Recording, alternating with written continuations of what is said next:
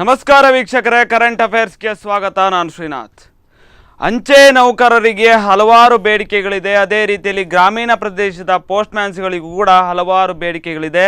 ಆದರೆ ಇದನ್ನು ಈಡೇರಿಸುವಲ್ಲಿ ಎಲ್ಲೋ ಒಂದು ಕಡೆಗಳಲ್ಲಿ ಈ ಒಂದು ವೃದ್ಧಾಪ್ಯ ವೇತನ ಆಗಿರ್ಬೋದು, ಅದೇ ರೀತಿಯಲ್ಲಿ ಅವರಿಗೆ ಕೊಡ್ತಾ ಇರುವಂಥ ಒಂದು ಸ್ಯಾಲರಿ ಹೆಚ್ಚಳ ಆಗಿರ್ಬೋದು, ಇನ್ನು ಅದೇ ರೀತಿಯಲ್ಲಿ EF PF ಹೀಗೆ ಮುಂತಾದ ರೀತಿಯಲ್ಲಿ ಅವರ ಒಂದು ಸವಲತ್ತುಗಳನ್ನು ಈಡೇರಿಸುವಲ್ಲಿ ಎಲ್ಲೋ ಒಂದು ಕಡೆಗಳಲ್ಲಿ ಹಿಂದೇಟನ್ನು ಹಾಕಲಾಗ್ತಾ ಇದೆ ಅನ್ನುವಂಥ ಒಂದು ಪ್ರಶ್ನೆಗಳು ಕೂಡ ಉದ್ಭವ ಆಗ್ತಾ ಇದೆ. ಈಗಾಗಲೇ ತಮ್ಮ ಒಂದು ಬೇಡಿಕೆಗಳನ್ನು ಈಡೇರಿಸಬೇಕು ಅಂತ ಸಾಕಷ್ಟು ಬಾರಿ ಮುಷ್ಕರಗಳನ್ನು, ಪ್ರತಿಭಟನೆಗಳನ್ನು ಎಲ್ಲರೂ ಕೂಡ ಅಂಚೆ ನೌಕರರು ಮಾಡಿದ್ದಾರೆ. ಆದರೆ ಅದಕ್ಕೆ ಸರಿಯಾದ ರೀತಿಯಲ್ಲಿ ಸ್ಪಂದನೆ ಇದುವರೆಗೂ ಕೂಡ ದೊರಕ್ತಾ ಇಲ್ಲ. ಮೊನ್ನೆಯ ಒಂದು ಬಜೆಟ್ನಲ್ಲೂ ಕೂಡ ಈ ಒಂದು ವಿಚಾರವಾಗಿ ಪೋಸ್ಟ್ ಮ್ಯಾನ್ಗಳಿಗೆ ಯಾವ ರೀತಿಯಾದಂಥ ಒಂದು ಸವಲತ್ತುಗಳನ್ನು ಕೊಡಬೇಕು, ಅವರ ಒಂದು ಬೇಡಿಕೆಗಳನ್ನು ನಿವಾರಿಸುವ ನಿಟ್ಟಿನಲ್ಲಿ ಯಾವ ರೀತಿಯಾದಂಥ ಒಂದು ಕ್ರಮಗಳನ್ನು ಕೈಗೊಳ್ಳಬೇಕು ಅಂತಕ್ಕಂಥದ್ದು ಕೂಡ ಇದುವರೆಗೂ ಕೂಡ ಜಾರಿ ಆಗ್ತಾ ಇಲ್ಲ. ಆ ಒಂದು ಯೋಜನೆಗಳನ್ನು ಹಾಕಿಕೊಳ್ತಾ ಇಲ್ಲ ಅನ್ನಕ್ಕಂಥದ್ದು ನಿಜಕ್ಕೂ ಕೂಡ ಒಂದು ದುರಂತದ ಸಂಗತಿ. ಈ ಒಂದು ಪೋಸ್ಟ್ ಮ್ಯಾನ್ಗಳ ಒಂದು ಸಮಸ್ಯೆಗಳ ವಿಚಾರವಾಗಿ ಈ ಬಾರಿ ಸಾಕಷ್ಟು ಬಾರಿ ಕಾರ್ಯಕ್ರಮಗಳನ್ನು ಮಾಡಬೇಕು ಅಂತ ಒಂದು ಪ್ರಯತ್ನವನ್ನು ಪಟ್ವಿ. ಆದರೆ ಇವತ್ತಿನ ದಿನ ಈ ಒಂದು ಕಾರ್ಯಕ್ರಮವನ್ನು ಮಾಡ್ತಾ ಇದ್ದೇವೆ. ನಿಮ್ಮ ಒಂದು ಅಭಿಪ್ರಾಯಗಳನ್ನು ಕೂಡ ನೀವು ತಿಳಿಸ್ಬೋದು. ನಮ್ಮ ಜೊತೆ 3 ಅತಿಥಿ ಗಣ್ಯರಿದ್ದಾರೆ. ಅವರ ಜೊತೆ ಸಾಕಷ್ಟು ಚರ್ಚೆಯನ್ನು ಮಾಡ್ತೇವೆ. ಸಮಸ್ತ ಅತಿಥಿ ಗಣ್ಯರು ಅವರು ಪೋಸ್ಟ್ ಮ್ಯಾನ್ಗಳ ಒಂದು ಸಮಸ್ಯೆಗಳಾಗಿರ್ಬೋದು, ಅಥವಾ ಒಂದು ಅಂಚೆ ಇಲಾಖೆಯ ಸಮಸ್ಯೆಗಳಾಗಿರ್ಬೋದು, ಇನ್ನೊಂದು ಕೇಂದ್ರ ಸರ್ಕಾರ ಈ ಒಂದು ಅಂಚೆ ನೌಕರರಿಗೆ ಯಾವ ರೀತಿಯಾದಂಥ ಒಂದು ಸವಲತ್ತುಗಳನ್ನು, ಅವರ ಒಂದು ಬೇಡಿಕೆಗಳನ್ನು ಯಾವ ರೀತಿ ಈಡೇರಿಸ್ಬೋದು ಅಂತಕ್ಕಂಥ ವಿಚಾರವಾಗಿ ಇವತ್ತಿನ ದಿನ ತಿಳಿಸ್ಕೊಡ್ತಾರೆ. ಅದೇ ರೀತಿಯಲ್ಲಿ ಮೊದಲಿಗೆ ಬಾಲಚಂದ್ರ KR ಅವರು, ವರ್ಕಿಂಗ್ ಪ್ರೆಸಿಡೆಂಟ್, ರಾಷ್ಟ್ರೀಯ ಅಂಚೆ ನೌಕರರ ಸಂಘ, ಪೋಸ್ಟ್ ಮ್ಯಾನ್ ಮತ್ತು MTS ಅವರು ಕಾರ್ಯಕ್ರಮಕ್ಕೆ ಸ್ವಾಗತ ಸರ್. ಇನ್ನೊಬ್ಬರು ಅಶ್ವಥ್ ಕುಮಾರ್, ವಿಭಾಗೀಯ ಕಾರ್ಯದರ್ಶಿ, ರಾಷ್ಟ್ರೀಯ ಅಂಚೆ ನೌಕರರ ಸಂಘ ಉಡುಪಿ ಶಾಖೆ, ಕಾರ್ಯಕ್ರಮಕ್ಕೆ ಸ್ವಾಗತ ಸರ್. ಇನ್ನೊಬ್ಬರು ಸುರೇಶ್ K, ವಿಭಾಗೀಯ ಕಾರ್ಯದರ್ಶಿ, ರಾಷ್ಟ್ರೀಯ ಅಂಚೆ ನೌಕರರ ಸಂಘ, ಗ್ರೂಪ್ C, ಕಾರ್ಯಕ್ರಮಕ್ಕೆ ಸ್ವಾಗತ ಸರ್. ಈಗಾಗಲೇ ನೋಡ್ತಾ ಹೋದರೆ ಬಹುಶಃ ಅಂಚೆ ನೌಕರರಿಗೆ ಸಾಕಷ್ಟು ಬೇಡಿಕೆಗಳಿದೆ, ಸಾಕಷ್ಟು ಸಮಸ್ಯೆಗಳಿದೆ. ಈ ಒಂದು ಸಮಸ್ಯೆಗಳನ್ನು ಬಗೆಹರಿಸಬೇಕು ಅಂತ ಕೇಂದ್ರ ಸರ್ಕಾರಕ್ಕೆ ನೀವು ಈಗಾಗಲೇ ಸಾಕಷ್ಟು ಮನವಿಗಳನ್ನು ಕೂಡ ಮಾಡಿದ್ದೀರಿ.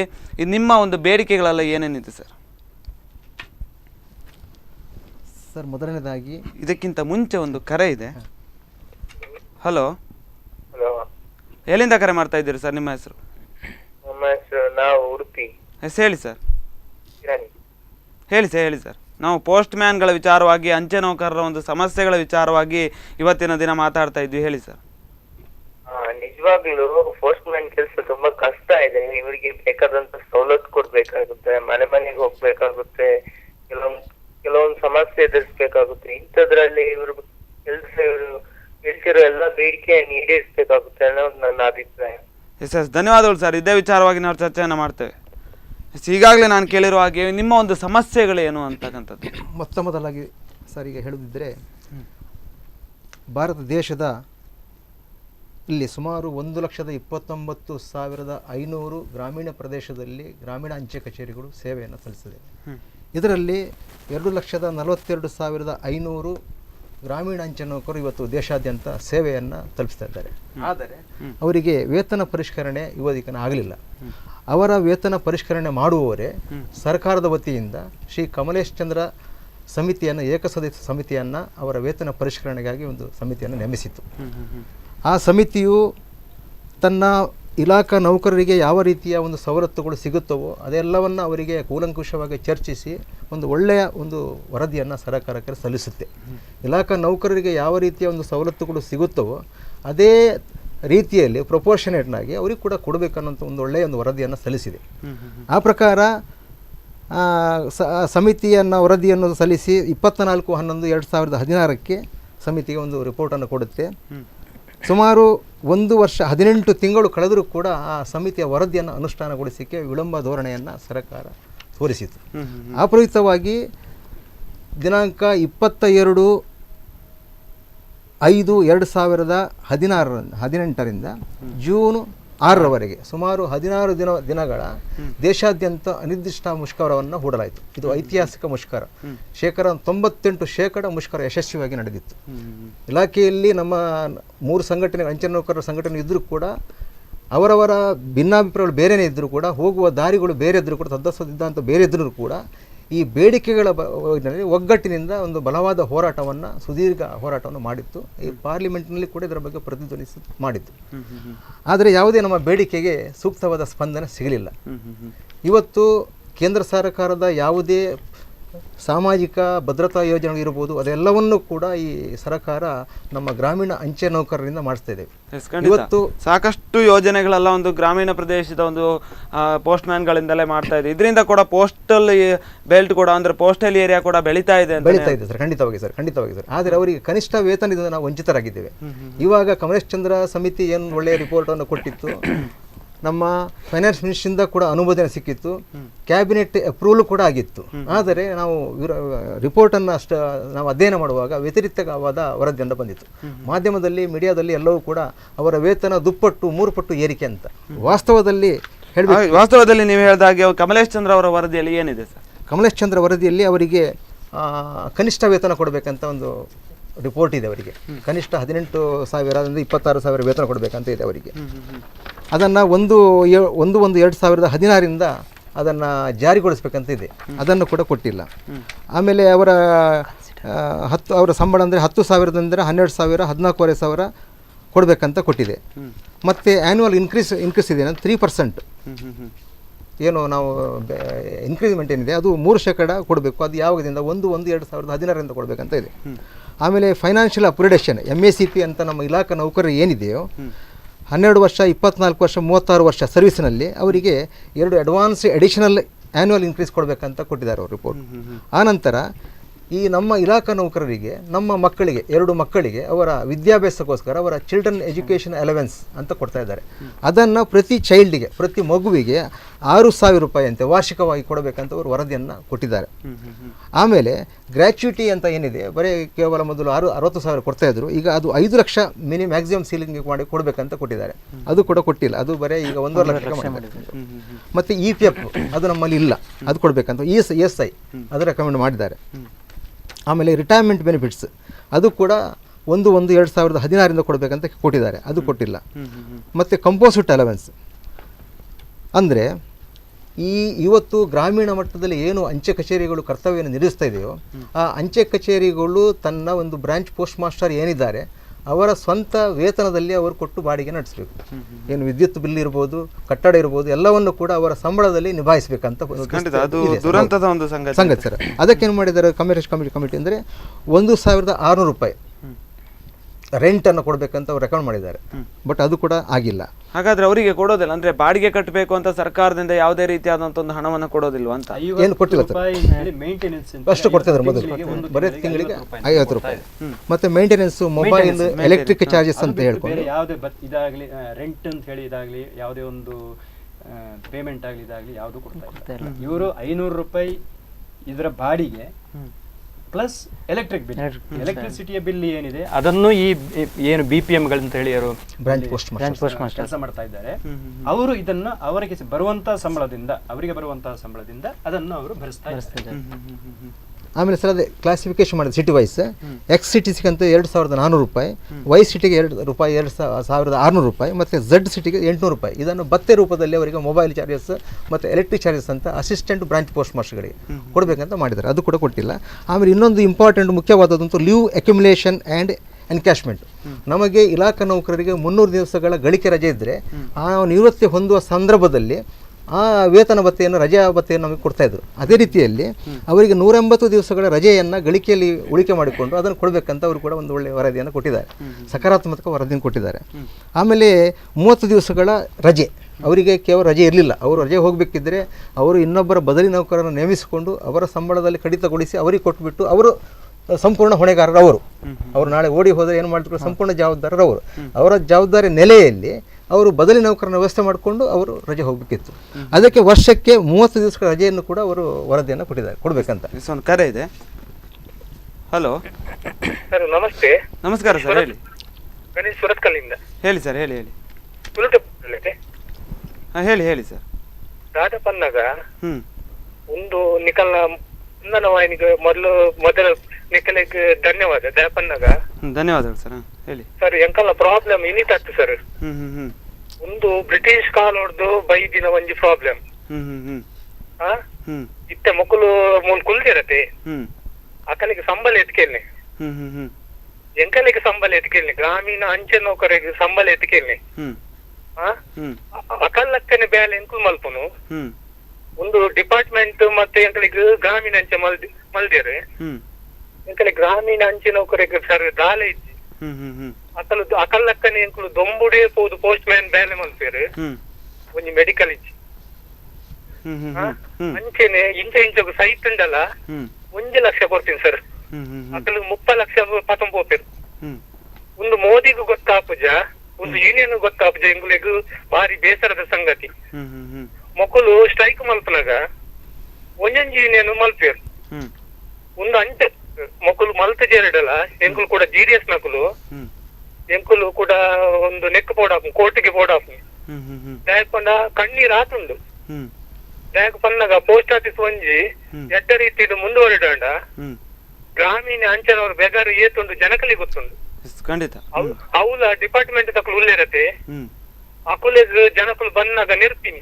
ಎಸ್ ಯಾಕಂದ್ರೆ ಅಕಲಿ ಸಂಬಳ ಉಂಡು ಒಂದು 50,000 ಸಂಬಳ ಉಂಡು ಹ್ಮ್ ಎಂಕಲಿ ಸಂಬಳ ಆಂಡ ಎಂಕುಲು ಪೋಸ್ಟ್ ಆಫೀಸ್ ಮಿತ್ತು ತೆರ್ಪುನು ಗ್ರಾಮೀಣ ಅಂಚೆ ನೌಕರ ಸರ್ ಹ್ಮ್ ಹ್ಮ್ ಹ್ಮ್ ಹ್ಮ್ ಭಾರಿ ಬೇಸರ ಉಂಡು ಹ್ಮ್ ಹ್ಮ್ ಹ್ಮ್ ಒಂಜ ಮಕ್ಕಳು ಯೂನಿಯನ್ 3-4 ಯೂನಿಯನ್ ಉಂಡತೆ ಒಟ್ಟಾದ ಹ್ಮ್ ಓಟು ಬೋರ್ಡು ಹ್ಮ್ ಇದಿಂದ ಪೂರಾ GDS ನಕುಲು ಒಂಜತ್ತು ಒಂಜಿ ದಿನ ಒಂದು ಎಂಕ್ಲೆ ತಕ್ಕೊಂಡವ್ ಸರ್ ಹ್ಮ್ ಹ್ಮ್ ಹ್ಮ್ ಒಂಜಿ ಹಾಲು ಉತ್ಪಾದಕರ ಸಂಘಡು ಬುಡ್ನಾಗ 5 ಲಕ್ಷ ತಿಕ್ಕೊಂಡು ಹ್ಮ್ ಹ್ಮ್ ಹ್ಮ್ ಎಂಕುಲು ಆತ ಬೆಗರ್ ಸೀಂಟದ ಕೆಲಸ ದಾಲೆ ಹ್ಮ್ ಹ್ಮ್ ಹ್ಮ್ ಮಕ್ಕಳು ದಯಗರ್ತಾಪಜ್ಜಿ ಮಕ್ಕಳು ಸ್ಟ್ರೈಕ್ ಮಲ್ಪನಾಗ ಬನ್ನಾಗ ಹಿಂದೆ ಇಜ್ಜಿ ಇವೇ ಬನ್ನಾಗ ಇಜ್ಜಿ ಒಬ್ಬ ಒಟ್ಟಾಪಿನಿ ಹ್ಮ್ ಒಂದೇ ಸಂಗತಿ ಬ್ರಿಟಿಷ್ ಕಾಲದ್ದು ಇದ ಮುಟ್ಟಲ್ ನಡೀತೊಂದುಂಡು ಹ್ಮ್ ಹ್ಮ್ ಹ್ಮ್ ಎಂಕಲಿಗೆ ನ್ಯಾಯ ತಿಕ್ಕೊಡಾಂಡ ಹ್ಮ್ ಒಂಜೆ ಮಕ್ಕಳೇ ಬಂತೀನಿ ಒಂಜೆ ಎಂಕುಲು ಕೋರ್ಟಿಗೆ ಪೋಪಿನ ಅವಶ್ಯಕತೆ ಉಂಟು ಸರ್ ಹ್ಮ್ ಹ್ಮ್ ಹ್ಮ್ ಈ ಕುರಿತಾಗಿ ಕೂಡ ನಾನು ಮಾತಾಡ್ತೇನೆ.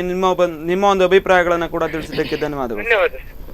ಈಗಾಗಲೇ ಅವರು ಸಾಕಷ್ಟು ಹೇಳಿದ್ರು, ಒಂದು ಪೋಸ್ಟ್ ಆಫೀಸ್ ಬೆಳವಣಿಗೆ ಆಗಬೇಕು ಅಂತಂದರೆ, ಒಂದು ಪೋಸ್ಟಲ್ ಏರಿಯಾ ಬೆಳವಣಿಗೆ ಆಗಬೇಕು ಅಂತಂದರೆ ಗ್ರಾಮೀಣ ಪ್ರದೇಶದ ಪೋಸ್ಟ್ಮ್ಯಾನ್ಗಳ ಒಂದು ಕೆಲಸ ಕೂಡ ಸಾಕಷ್ಟು ಬೆಳವಣಿಗೆಯನ್ನು ತರುತ್ತೆ ಇಂಥ ಒಂದು ಕೆಲಸದಲ್ಲಿ ಅಂತ. ಆದರೆ ಸರಿಯಾದ ರೀತಿಯಲ್ಲಿ ನಮಗೆ ಸವಲತ್ತುಗಳು ಸಿಗ್ತಾ ಇಲ್ಲ, ನಮ್ಮ ಒಂದು ಬೇಡಿಕೆಗಳು ಈಡೇರ್ತಾ ಇಲ್ಲ, ನಮ್ಮ ಒಂದು ಕಷ್ಟಗಳು ಯಾರಿಗೂ ಕೂಡ ಅರ್ಥ ಆಗ್ತಾ ಇಲ್ಲ ಅನ್ನುವಂಥ ಒಂದು ಮಾತುಗಳನ್ನು ಹೇಳಿದ್ರು. ಇನ್ನು ನಮಗೆ ಸಂಬಳ ಕೂಡ ಕಡಿಮೆ, ಅದೇ ರೀತಿಯಲ್ಲಿ ಚಿಂತನೆಗಳನ್ನು ನಡೆಸಬೇಕು, ಕೇವಲ ಒಂದು ಪ್ರತಿಭಟನೆಗಳನ್ನು ಎಲ್ಲದರಿಂದ ಕೂಡ ಆಗೋದಿಲ್ಲ ಅಂತಕ್ಕಂಥ ಮಾತುಗಳನ್ನು ಕೂಡ ಹೇಳಿದ್ರು. ಏನು ಹೇಳ್ತೀರಿ ಇದಕ್ಕೆ? ನಾನು ಹೇಳದಿದ್ದರೆ ಅವರು ಮಾಹಿತಿಯ ಸ್ವಲ್ಪ ಕೊರತೆಯಿಂದಾಗಿ ಏನೋ ಒಂದು ಆಪಾದನೆಯನ್ನು ಹೊರಿಸಿದರು. ಈಗ ಇವತ್ತು ನಮ್ಮ ಇಲಾಖೆಯಲ್ಲಿ ಗ್ರಾಮೀಣ ಅಂಚೆ ನೌಕರರ ಒಂದು ವರ್ಗ ಇರಬಹುದು, ಇಲಾಖಾ ನೌಕರರು ಇರಬಹುದು. ಇವತ್ತು ಯಾರಿಂದ ಕೂಡ ಒಬ್ಬರನ್ನು ಬಿಟ್ಟು ಒಬ್ಬರು ಕೆಲಸ ಮಾಡಲಿಕ್ಕೆ ಅಥವಾ ಮುಷ್ಕರ ಮಾಡಿದರೆ ಅದೊಂದು ಯಶಸ್ವಿ ಆಗುವುದಿಲ್ಲ. ಖಂಡಿತವಾಗಲೂ ಅವರು ಬೇರೆ ಅಲ್ಲ, ನಾವು ಬೇರೆ ಅನ್ನೋ ಭಾವನೆಯಿಂದ ಅಂಚೆ ನೌಕರರ ಸಂಘಟನೆಗಳು ಅವರು ವೈರುಧ್ಯ ತತ್ವ ಸಿದ್ಧಾಂತಗಳು ಇದ್ದರೂ ಕೂಡ ಈ ನಿಟ್ಟಿನಲ್ಲಿ ಖಂಡಿತವಾಗಲು ಏಕಮನಸ್ಸಿನಿಂದ ಒಗ್ಗಟ್ಟಿನಿಂದ ಹೋರಾಟವನ್ನು ಮಾಡಿದ್ದೇವೆ. ಇದರಲ್ಲಿ ಏನು ಕೂಡ ಕಿಂಚಿತ್ತವಾದ ನಮ್ಮ ಆತ್ಮಸಾಕ್ಷಿಯಾಗಿ ಹೇಳಬೇಕಾದ್ರೆ ನಾವು ಒಂದು ಬೇರೆ ಉದ್ದೇಶ ಇಟ್ಕೊಂಡು ಮಾಡಿಲ್ಲ. ಅವರಿಗೂ ಕೂಡ ನಾವು ಸತ್ಯ ಒಪ್ತೇವೆ. ನಾನು ಕೂಡ ಇವತ್ತು 65,000 ಸಂಬಳವನ್ನು ತಗೊಳ್ತಾ ಇದ್ದೇನೆ. 26 ವರ್ಷ ಸೇವೆಯನ್ನು ಸಲ್ಲಿಸಿ ಅವರಿಗೆ ಸಿಗುವುದು ಕೇವಲ, ನಾನು ಬೇಕಾದ್ರೆ ವಿಶ್ಲೇಷಣೆ ಕೊಡ್ತೇನೆ, ಅವರ ವೇತನ ಏನು ಪಡ್ಕೊಳ್ತಾ ಇದ್ದಾರೆ ಆ ವಿಶ್ಲೇಷಣೆಯನ್ನು ಬೇಕಾದ್ರೆ ಕೊಡಬಲ್ಲೆ. ನಾವು ಪ್ರಸ್ತುತವಾದ ಎಲ್ಲ ದಾಖಲೆ ಸಮೇತವಾಗಿ ನಾವು ಇಟ್ಕೊಂಡಿದ್ದೇವೆ ನಾವು. ಈಗ ನಾನು ಹೇಳ್ತೀನಿ ಸರ್, ಈಗ ಅವರಿಗೆ 32 ವರ್ಷ ಇಲಾಖೆಯಲ್ಲಿ ಸರ್ವಿಸ್ ಮಾಡಿದವರಿಗೆ ಏನು ನಮ್ಮ ಪೋಸ್ಟ್ಮ್ಯಾನ್ ಆಗಿ ಮಾಡ್ತಾರೋ ನೋಡಿ, ಅದೇ ಸಮಾನಾಂತರವಾದ ಕೆಲಸ ಕಾರ್ಯವನ್ನು ಅವರು ಸೈಕಲವನ್ನು ತುಳಿದು ಹಳ್ಳಿಯಲ್ಲಿ ಕಾಡು ಗುಡ್ಡ ಕಾಡು ಮೇಡು ಅಲೆದು ಮಾಡುವಂಥವ್ರಿಗೆ ಕೊಡುವಂಥದ್ದು ಕೂಡ ಏನು ಮಾಡ್ತಾರೆ ಇವರು. ಪೋಸ್ಟ್ಮ್ಯಾನ್ ಕೂಡ ಡಿಪಾರ್ಟ್ಮೆಂಟಲ್ ಪೋಸ್ಟ್ಮ್ಯಾನ್ ಕೂಡ ಡಿಶ್ ಕೊಡ್ತಾರೆ, ಮನೆಯಾಡ್ ಕೊಡ್ತಾರೆ, ಸ್ಪೀಡ್ ಪೋಸ್ಟ್ ಕೊಡ್ತಾರೆ, ಪಾರ್ಸೆಲ್ ಕೊಡ್ತಾರೆ, COD ಕೊಡ್ತಾರೆ, ಎಲ್ಲವನ್ನು ಕೊಡ್ತಾರೆ. ಅದೇ ತೆರನಾದ ಎಲ್ಲ ಕೆಲಸವೂ ಕೂಡ ಅದಕ್ಕೆ ಸಮಾನಾಗಿ ಮಾಡ್ತಾರೆ ಅವರು ಕೂಡ. ಅವರು ಮಾಡುವಂಥದ್ದು ಇಲಾಖಾ ನೌಕರು 8 ಗಂಟೆ ನೌಕರಿ ಮಾಡಿದರೂ ಕೂಡ ಅವರಿಗೆ ಕೆಲಸದ ಅವಧಿಯನ್ನು 4 ಗಂಟೆ 5 ಗಂಟೆ ನಿಗದಿಪಡಿಸಿದರೂ ಕೂಡ ಅವರು ದಿನಕ್ಕೆ 8 ಗಂಟೆಗಿಂತ ಮಿಗಿಲಾಗಿ ಕೆಲಸವನ್ನು ಮಾಡ್ತಾ ಇದ್ದಾರೆ, ಬೆವರು ಸುರಿಸ್ಕೊಂಡು ಮಾಡ್ತಾ ಇದ್ದಾರೆ. ಇವತ್ತೆಲ್ಲವರಿಗೆ ಅತ್ಯಂತ ಹೀನಾಯ ಸ್ಥಿತಿಯಲ್ಲಿ ಅವರ ಜೀವನ ನಡೀತಾ ಇದೆ. ಕನಿಷ್ಠ ವೇತನ ಕೂಡ ಇದು ಖಂಡಿತವಾಗಿ ನಮಗೆ ನೋವಿದೆ. ಆ ನಿಟ್ಟಿನಲ್ಲಿ ನಾವು ಇಷ್ಟೆಲ್ಲ ಹೋರಾಟ ಮಾಡ್ತಿದ್ದೇವೆ. ಅವರಿಗೆ ಅವರು ನೋಡಿ 12,300 ರೂಪಾಯಿ ಸಂಬಳ ಮೊದಲು ಸಿಗ್ತಿತ್ತು. ಈ ಏನು ಒಂದು ವೇತನ ಆಯೋಗ ಕಮಲೇಶ್ ಚಂದ್ರ ವರದಿ ಕೊಟ್ಟಿದೆ ನೋಡಿ, ಅಲ್ಲಿ ಸಿಗುವಂಥದ್ದು ಅವರಿಗೆ ಎಷ್ಟು ಪ್ರಸ್ತುತ 15,400 ರೂಪಾಯಿ. ಇದು 32 ವರ್ಷ ಸರ್ವಿಸ್ ಮಾಡಿದವರು ಸಿಗುವಂಥದ್ದು. ನಮ್ಮ ಮಾಧ್ಯಮದಲ್ಲಿ ಏನು ಬಂತು, ನಮ್ಮ ಪತ್ರಿಕಾ ಮಾಧ್ಯಮದಲ್ಲಿ ಮೀಡಿಯಾದಲ್ಲಿ ದುಪ್ಪಟ್ಟು 3 ಪಟ್ಟು ಅಂತ, ಅಲ್ಲಿ ಸಿಕ್ಕಿದ್ದು ಕೇವಲ 3,100 ರೂಪಾಯಿ ವೇತನ ಹೆಚ್ಚಳ ಮಾತ್ರ. ಒಂದು ಕ್ಯಾಟಗರಿ ಪೋಸ್ಟ್ಮ್ಯಾನ್ನಿಗೆ ಸಮಾನಾಂತರವಾದ ವೇತನ. ಇನ್ನೊಬ್ಬರು ಅಲ್ಲಿ ನಮ್ಮ ಕಚೇರಿಯಲ್ಲಿ ಈಗ ಬಾಲಚಂದ್ರ ಅವರಿದ್ದಾರೆ, GDS MTS ಮಾಡಿದ್ರು, ಇಲಾಖಾ MTS ಮಲ್ಟಿ ಟಾಸ್ಕಿಂಗ್ ಎಂಪ್ಲಾಯ್ ಅಂತ. ಅವರು ಮಾಡುವ ಕೆಲಸಕ್ಕೆ ಸಮಾನಾಗಿ ಗ್ರಾಮೀಣ ಅಂಚೆ ಕಚೇರಿಗಳ ಪ್ರದೇಶದಲ್ಲಿ ಮತ್ತು ನಗರ ಪ್ರದೇಶ ಅಂಚೆ ಕಚೇರಿಗಳಲ್ಲಿ GDS ಮೇಲ್ ಪ್ಯಾಕರ್ GDS MP ಅಂತ ಕೆಲಸ ಮಾಡ್ತಾರೆ. ಅವರಿಗೆ ಸಿಗುವ ಸಂಬಳ ಸಿಗ್ತಾ ಇರೋದು 9,499. ಈ ವೇತನ ವರದಿಯನ್ನು ಏನು ಕೊಟ್ಟಿದೆ ಆ ನಂತರ ಸಿಗುವಂಥದ್ದು 13,080 ರೂಪಾಯಿ. ಸಿಕ್ಕಿದ ಜಾಸ್ತಿ ವೇತನ ಹೇಳಿದರೆ 3,581. ಇಲಾಖಾ ನೌಕರರು ಏನು ಕಚೇರಿಗಳಲ್ಲಿ ಒಂದು ಫೈಲ್ ರೆಕಾರ್ಡಿಂಗ್ ಬಿಲ್ಡಪ್ ಮಾಡುವಂಥದ್ದು ಇರಲಿ ಮತ್ತು ಇನ್ನಿತರ ಕೆಲಸಗಳನ್ನು ಮಾಡ್ತಾರೆ, ಅದೇ ತೆರನಾದ ಕೆಲಸವನ್ನು GDSMP ಮಾಡ್ತಾರೆ. ಅವರಿಗೆ ಸಿಗುವ ಸಂಬಳ ಇಷ್ಟು, ಬಟ್ ಅವರ ವೇತನ 26,000ಕ್ಕಿಂತಲೂ ಮೇಲೆ ಇದೆ. ಇದು ವಾಸ್ತವಾಂಶ. ಆಮೇಲೆ ಇನ್ನೊಂದು ಡಿಫರೆನ್ಸ್ ಅಂದರೆ 11,441, ಈಗ ಸಿಗುವಂಥ 14,092, 22,651 ರೂಪಾಯಿ. ಇನ್ನೊಂದು ಸೋಜಿಗದ ಹೇಳಿದರೆ 36 ವರ್ಷ ಸರ್ವಿಸ್ ಮಾಡಿದವರಿಗೆ ಹೆಚ್ಚಳದ ವೇತನ 2,242 ರೂಪಾಯಿ ಮಾತ್ರ. ಹೀಗೆ ಹಾಗಾಗಿ ಈ ಕಮಲೇಶ್ ಚಂದ್ರ ವರದಿ ಏನಿದೆ ನೋಡಿ, ಅದರಲ್ಲಿ ಅವರೇನಾದರೆ ಈ ಮೊದಲು ಬೇರೆ ಬೇರೆ ಹೆಸರುಗಳಿಂದ ಇವರನ್ನು ಕರೆಯಲಾಯಿತು. ಜಸ್ಟಿಸ್ ತಲ್ವಾರ್ ಕಮಿಟಿ ಅಂತ ಅವ್ರು ಮಾಡಿಕೊಂಡ್ರು. ಅವರನ್ನು ಗ್ರಾಮೀಣ ಡಾಕ್ ಸೇವಕರು ಮಾತ್ರ, ಮೊದಲು ED ಎಕ್ಸ್ಟ್ರಾ ಡಿಪಾರ್ಟ್ಮೆಂಟಲ್ ಎಂಪ್ಲಾಯೀಸ್ ಅಂತ ಇತ್ತು. ಬರೀ ಹೆಸರನ್ನು ಬದಲಾವಣೆ ಮಾತ್ರ ಮಾಡ್ಕೊಂಡು ಇವರಿಗೆ ಮುಂಗಾಯಿಗೆ ಬೆಲ್ಲ ತಾಗಿಸಿ ಅಲ್ಲಿ ಮೋಸಕವನ್ನು ಮಾಡಿದರು. ಇವಾಗ ಕಮಲೇಶ್ ಚಂದ್ರ ಕಮಿಟಿ ಏನೆಂದರೆ ಲೆವೆಲ್ 1 ಅಂತ ಮಾಡಿದ್ದಾರೆ ಪೇ ಸ್ಕೇಲ್. ಲೆವೆಲ್ 2ನಲ್ಲಿ ಒಂದು 4 ಗಂಟೆ ಕೆಲಸ, ಇನ್ನೊಂದು 5 ಗಂಟೆವರೆಗೆ. 4 ಗಂಟೆವರೆಗೆ ಲೆವೆಲ್ 1 ಅವರಿಗೆ ಬೇಸಿಕ್ ಸಂಬಳ 12,000 ರೂಪಾಯಿ, ಇನ್ನೊಂದು ಲೆವೆಲ್ 2ನವರಿಗೆ 14,500. ಇದು ಬ್ರಾಂಚ್ ಪೋಸ್ಟ್ ಮಾಸ್ಟರ್. ಇನ್ನು ಉಳಿದವರಿಗೆ ಅವರ ಆಫೀಸ್ನಲ್ಲಿ ಫಾರ್ ಎಕ್ಸಾಂಪಲ್ ಈಗ GDS MD ಅಂತ ಇದೆ, ಯಾರು ಡೆಲಿವರಿ ಮಾಡುವವರು, ಪೋಸ್ಟ್ಮನ್ ಕೆಲಸ ಮಾಡುವರು, ಅವರಿಗೆ ಅಸಿಸ್ಟೆಂಟ್ ಬ್ರಾಂಚ್ ಪೋಸ್ಟ್ ಮಾಸ್ಟರ್ ಅಂತ ಒಂದು ಬ್ರಾಂಚ್ ಆಫೀಸ್ನಲ್ಲಿ ಮಾಡಿದ್ದಾರೆ. ಅವರಿಗೆ ಸಿಗುವಂಥ ಸಂಬಳ 14,500 ಅಂತ ಲೆವೆಲ್ 2 ಮಾಡಿದ್ದಾರೆ. ಇನ್ನೊಂದು ಡಾಕ್ ಸೇವಕ್ಸ್, ಅದು ಸಬ್ ಆಫೀಸ್ ನಗರ ಕಚೇರಿಗಳಲ್ಲಿ ಇರುವಂಥ ಅವರಿಗೆ ಲೆವೆಲ್ 1ನವರಿಗೆ 10,000 4 ಗಂಟೆ ಕೆಲಸದ ಮಾಡುವವರಿಗೆ, ಲೆವೆಲ್ 2 ಅವರಿಗೆ 12,000 5 ಗಂಟೆ ಡ್ಯೂಟಿ ಮಾಡುವವರಿಗೆ. ಹಾಗಾಗಿ ಈ ಥರದ ಒಂದು ಕ್ಲಾಸಿಫಿಕೇಶನ್ ಮಾಡಿಕೊಂಡು ಒಂದು ವೇತನದ ಪರಿಷ್ಕರಣೆ ಮಾಡಿದೆ. ಇದು ಖಂಡಿತವಾಗಿ ಒಪ್ಪತಕ್ಕಂಥದ್ದಲ್ಲ. ಎಸ್, ಹಾಗಾದ್ರೆ ಇದು ಮಿನಿಮಮ್ ವೇಜಸ್ ಆಕ್ಟ್ ಅಲ್ಲಿ ಇದೆಲ್ಲ ಯಾವುದು ಬರಲಿಲ್ವಾ ಅಂತ, ಈ ಒಂದು ವೇಜಸ್ ಅನ್ನು ಕೊಡುವಂತದ್ದಾಗಿರ್ಬೋದು, ಮೊನ್ನೆ ಆದಂತ ಒಂದು ಮಿನಿಮಮ್ ವೇಜಸ್ ಆಕ್ಟ್ ನಲ್ಲಿ ಇದು ಯಾವುದು ಬರಲಿಲ್ವಾ? ಯಾಕೆ ಬರಲಿಲ್ಲ? ನಾವು ಅದನ್ನ ನಮ್ಮ ಬೇಡಿಕೆ ಇದೆ, 18ರಿಂದ 26,000 ಕನಿಷ್ಠ ವೇತನ ಕೊಡಬೇಕಂತ. ಇವತ್ತು ಸರ್ ನೀವೇ ಹೇಳಬೇಕು, ಇವತ್ತು ಇವನು 32 ವರ್ಷ ಸರ್ವಿಸ್, ನಾವು ಇಲಾಖೆ ಸರ್ವಿಸ್ ತಗೊಂಡವರು 12,500 ಸಂಬಳ ತಗೊಂಡು 4 ಗಂಟೆ ಅಂತ ನಿಗದಿಪಡಿಸಿದ್ರು ಕೂಡ ಅವರು ಯಾವುದೇ ಪತ್ರ ಬಟವಾಡೆಗಳನ್ನು ಮಾಡದಿರ್ಲಿಕ್ಕೆ ಆಗುದಿಲ್ಲ. ಇಲ್ಲ, ನಂದು 4 ಗಂಟೆ ನನ್ನ ಅವಧಿ ಮುಗಿಯಿತು ಅಂತ ಹೇಳ್ಕೊಂಡು ಉಳಿದ ಪತ್ರ ಪರಿಕರಗಳನ್ನು ಅಲ್ಲಿ ವಾಪಸ್ ಕೊಟ್ಟು ಹೋಗ್ಲಿಕ್ಕಿಲ್ಲ, ಅವ್ರು ಮಾಡಲೇಬೇಕು. ಬ್ರಾಂಚ್ ಆಫೀಸ್ ನಲ್ಲಿ ಸಂಜೆ 5 ಗಂಟೆ ತನಕ ಡ್ಯೂಟಿ ಮಾಡ್ತಾರೆ, ಕೆಲಸ ಮಾಡ್ತಾರೆ. ಸಂಜೆ 5 ಗಂಟೆ ವರ್ಕ್ ನೋಡಿ ಎಷ್ಟು ಅವರ್ಸ್ ಇದೆ ಅಂತ ಹೇಳಿ. ಇದು ಯಾವ ಡಿಪಾರ್ಟ್ಮೆಂಟ್ ನವರು 8 ಗಂಟೆ ಸಂಬಳ ಕೊಟ್ಟು ತಗೊಂಡ್ರು ಕೂಡ ಅವರು ಕೆಲವರು, ನನ್ನ ತಪ್ಪು ತಿಳ್ಕೊಳ್ಬೇಡಿ, ಇದು ಹೇಳೋ ವಿಷಯ, 8 ಗಂಟೆ ಕೂಡ ಸಂಬಳ ಡ್ಯೂಟಿ ಮಾಡೋದಿಲ್ಲ ಅವರು, ಡಿಪಾರ್ಟ್ಮೆಂಟ್ನವ್ರು, ಪೋಸ್ಟ್ಮನ್ನವರು. ಆದರೆ ನಮ್ಮ ಬ್ರಾಂಚ್ ಆಫೀಸಲ್ಲಿ GDS ನವರು ಇದ್ದಾರೆ, ಅವರು ಸಂಜೆ 5 ಗಂಟೆ 6 ಗಂಟೆವರೆಗೆ ಸಹ ಡ್ಯೂಟಿ ಮಾಡೋದು ನಾವು ನೋಡಿದ್ದೇವೆ. ನಾನು ಕೂಡ ಒಬ್ಬ GDS. ಒಂದು ಕರೆ ಇದೆ. ಹಲೋ ಹಲೋ ಹಲೋ, ಎಲ್ಲಿಂದ ಕರೆ ಮಾಡ್ತಾ ಇದ್ದೀರಿ ಸರ್? ನಿಮ್ಮ ಹೆಸರು? ಹಲೋ ಸರ್, ನಮಸ್ತೆ. ನಾನು ಕಾರ್ಕಳದಿಂದ. ಹೇಳಿ ಸರ್. ಸಂತೋಷ್ ಅಂತ ಹೇಳಿ. ಹೇಳಿ. ಇದು ಗ್ರಾಮೀಣ ಅಂಚೆ ನೌಕರರ ಒಂದು ಬದುಕು ತುಂಬಾ ದುಸ್ತರ ಸರ್. ಹೌದು. ಹೇಳಲಿಕ್ಕೆ ತುಂಬಾ ವಿಷಾದ ಆಗ್ತದೆ. ಯಾಕಂತ ಹೇಳಿ, ನಾವು ಒಂದು 3 ಗಂಟೆಯಿಂದ ಕೆಲವರಿಗೆ 4 ಗಂಟೆ, ಕೆಲವರಿಗೆ 5 ಗಂಟೆ ಆಗಿದೆ ಈಗ. ಹಾಗೆ ಎಲ್ಲರಿಗೂ ಕೂಡ 8 ಗಂಟೆ ಮಾಡ್ಬೋದು ಇವರಿಗೆ. ಹೀಗೆ ದುಡಿಸುವುದು ಇದು ಒಂದು ಎಂತ ಜೀತ ಪದ್ಧತಿ ಅಂತ ಹೇಳ್ತಾರೆ. ಅದು ಡಿಪಾರ್ಟ್ಮೆಂಟ್ ಅವರಿಗೆ 60, 70, 80 ಸಾವಿರ ಸಂಬಳ ಸಿಗ್ತದೆ. ನಮಗೆ ಖಾಲಿ ತಿಂಗಳಿಗೆ ಸಿಗುವುದು 11,000, 12,000. ಈ ರೀತಿ ದುಡಿಸುವುದು ತುಂಬಾ ತುಂಬಾ ವಿಷಾದದ ವಿಷಯ ಸರ್. ಈ ಕುರಿತಾಗಿ ನಾವು ಚರ್ಚೆಯನ್ನ ಮಾಡ್ತೇವೆ. ಅವರು ಕೂಡ ಬೇಡಿಕೆಗಳನ್ನ, ಮನವಿಗಳನ್ನ ಎಲ್ಲವನ್ನು ಕೂಡ ಇಟ್ಟಿದ್ದಾರೆ. ಈ ಕುರಿತಾಗಿ ನಾನು ಚರ್ಚೆಯನ್ನ ಮಾಡ್ತೇನೆ ಸರ್. ಇಲ್ಲ ಸರ್, ಎಲ್ರಿಗೂ ಕೂಡ ಇವರಿಗೆ ಒಂದು ಕೋರ್ಟಿಗೆ ಹೋಗಿ ಏನಾದ್ರು ಮಾಡಬಹುದಲ್ಲ. ಅವರು ಈಗ ಚರ್ಚೆ ಮಾಡುವುದಕ್ಕಿಂತ ಮೊದಲು ಕೋರ್ಟಿಗೆ ಹೋಗಿ, ಇಲ್ಲದ್ರೆ ಅವರೇ ಒಂದು ಮೀಟಿಂಗ್ ಮಾಡಿ ಎಂತಾದ್ರು ಮಾಡಿ ಅವರಿಗೆ ಬೇಕಾದ ವ್ಯವಸ್ಥೆಯನ್ನು ಮಾಡಬಹುದಲ್ಲ. ನಾನೊಂದು ಪಬ್ಲಿಕ್ ಇದಾಗಿ ನಾನು ಹೇಳ್ತಾ ಇದ್ದೇನೆ, ಅವರಿಗೆ ಬೇಕಾದ ರೀತಿಯ ಸವಲತ್ತನ್ನು ಕೊಡಬಹುದಲ್ಲ. ಈ ಕುರಿತಾಗಿ ಕೂಡ ಅವರ ಹತ್ರ ಕೇಳ್ತೇನೆ ನಾನು, ಏನೆಲ್ಲ ಒಂದು ವ್ಯವಸ್ಥೆಗಳನ್ನ ಮುಂದಿನ ದಿನದಲ್ಲಿ ಮಾಡುವಾಗ ದೊಡ್ಡವರ ಜನರನ್ನು ಕರೆಸ್ತಾರೆ. ಹಾಗೆ ಮಾಡ್ತೇವೆ, ಹೀಗೆ ಮಾಡ್ತೇವೆ ಅಂತ ಎಂತದಿಲ್ಲ. ಹೋದ್ಸಲ 16 ದಿವಸ ಸ್ಟ್ರೈಕ್ ಆಗಿದೆ ಅವರದ್ದು, ನಾನು ನೋಡಿದ್ದೇನೆ. ಪ್ರತಿಯೊಬ್ಬ MLA, MP ಗಳು ಮತ್ತೆ ದೊಡ್ಡ ಚಾನಲ್ನವರು ಬಂದು ಹೇಳಿದ್ರು, ಹಾಗೆ ಮಾಡ್ತೇವೆ, ಹೀಗೆ ಮಾಡ್ತೇವೆ, ಅದಾಗ್ತದೆ, ಇದೇ ಆಗ್ತದೆ ಅಂತ. ಎಂತದ್ದು ಆಗ್ಲಿಲ್ಲ. ಪಾಪ ಅವರ ಬದುಕು ತುಂಬಾ ಕಷ್ಟದ ವಿಷಯ. ಹೇಳಲಿಕ್ಕೆ ತುಂಬಾ ವಿಷಾದ ಆಗ್ತದೆ. ಮುಂದಿನ ದಿನಗಳಲ್ಲಿ ಅವರು ಯಾವ ರೀತಿಯಲ್ಲಿ ಒಂದು ಕಾರ್ಯಪ್ರವೃತ್ತರಾಗ್ತಾರೆ ಅಂತಕ್ಕಂಥ ವಿಚಾರವಾಗಿ ಕೂಡ ನಾನು ಚರ್ಚೆಯನ್ನ ಮಾಡ್ತೇನೆ. ಧನ್ಯವಾದಗಳು ಸರ್. ಅಲ್ಲ ಸರ್, ಇದರ ಬಗ್ಗೆ ಒಂದು ಸ್ಟ್ರಿಕ್ಟ್ ಆಗಿ ಒಂದು ಕಾನೂನು ತರಬೇಕು. ಸುಪ್ರೀಂ ಕೋರ್ಟ್ ಆಗಿರ್ಬಹುದು, ಈಗ ಕಾನೂನಿಲ್ವಾ ಅವರಿಗೂ ಕೂಡ? ಯೂನಿಯನ್ ಯಾಕೆ ಮತ್ತೆ? ಅವರಿಗೊಂದು ನಿಜವಾದ ಒಂದು ನ್ಯಾಯವನ್ನು ಕೊಡ್ಬೇಕಲ್ಲ. ಎಸ್, ಖಂಡಿತ ಒಳ್ಳೆ ಪ್ರಶ್ನೆ. ಇದನ್ನು ನಾನು ಅವ್ರ ಹತ್ರ ಕೇಳ್ತೇನೆ. ಧನ್ಯವಾದಗಳು ಸರ್. Okay okay.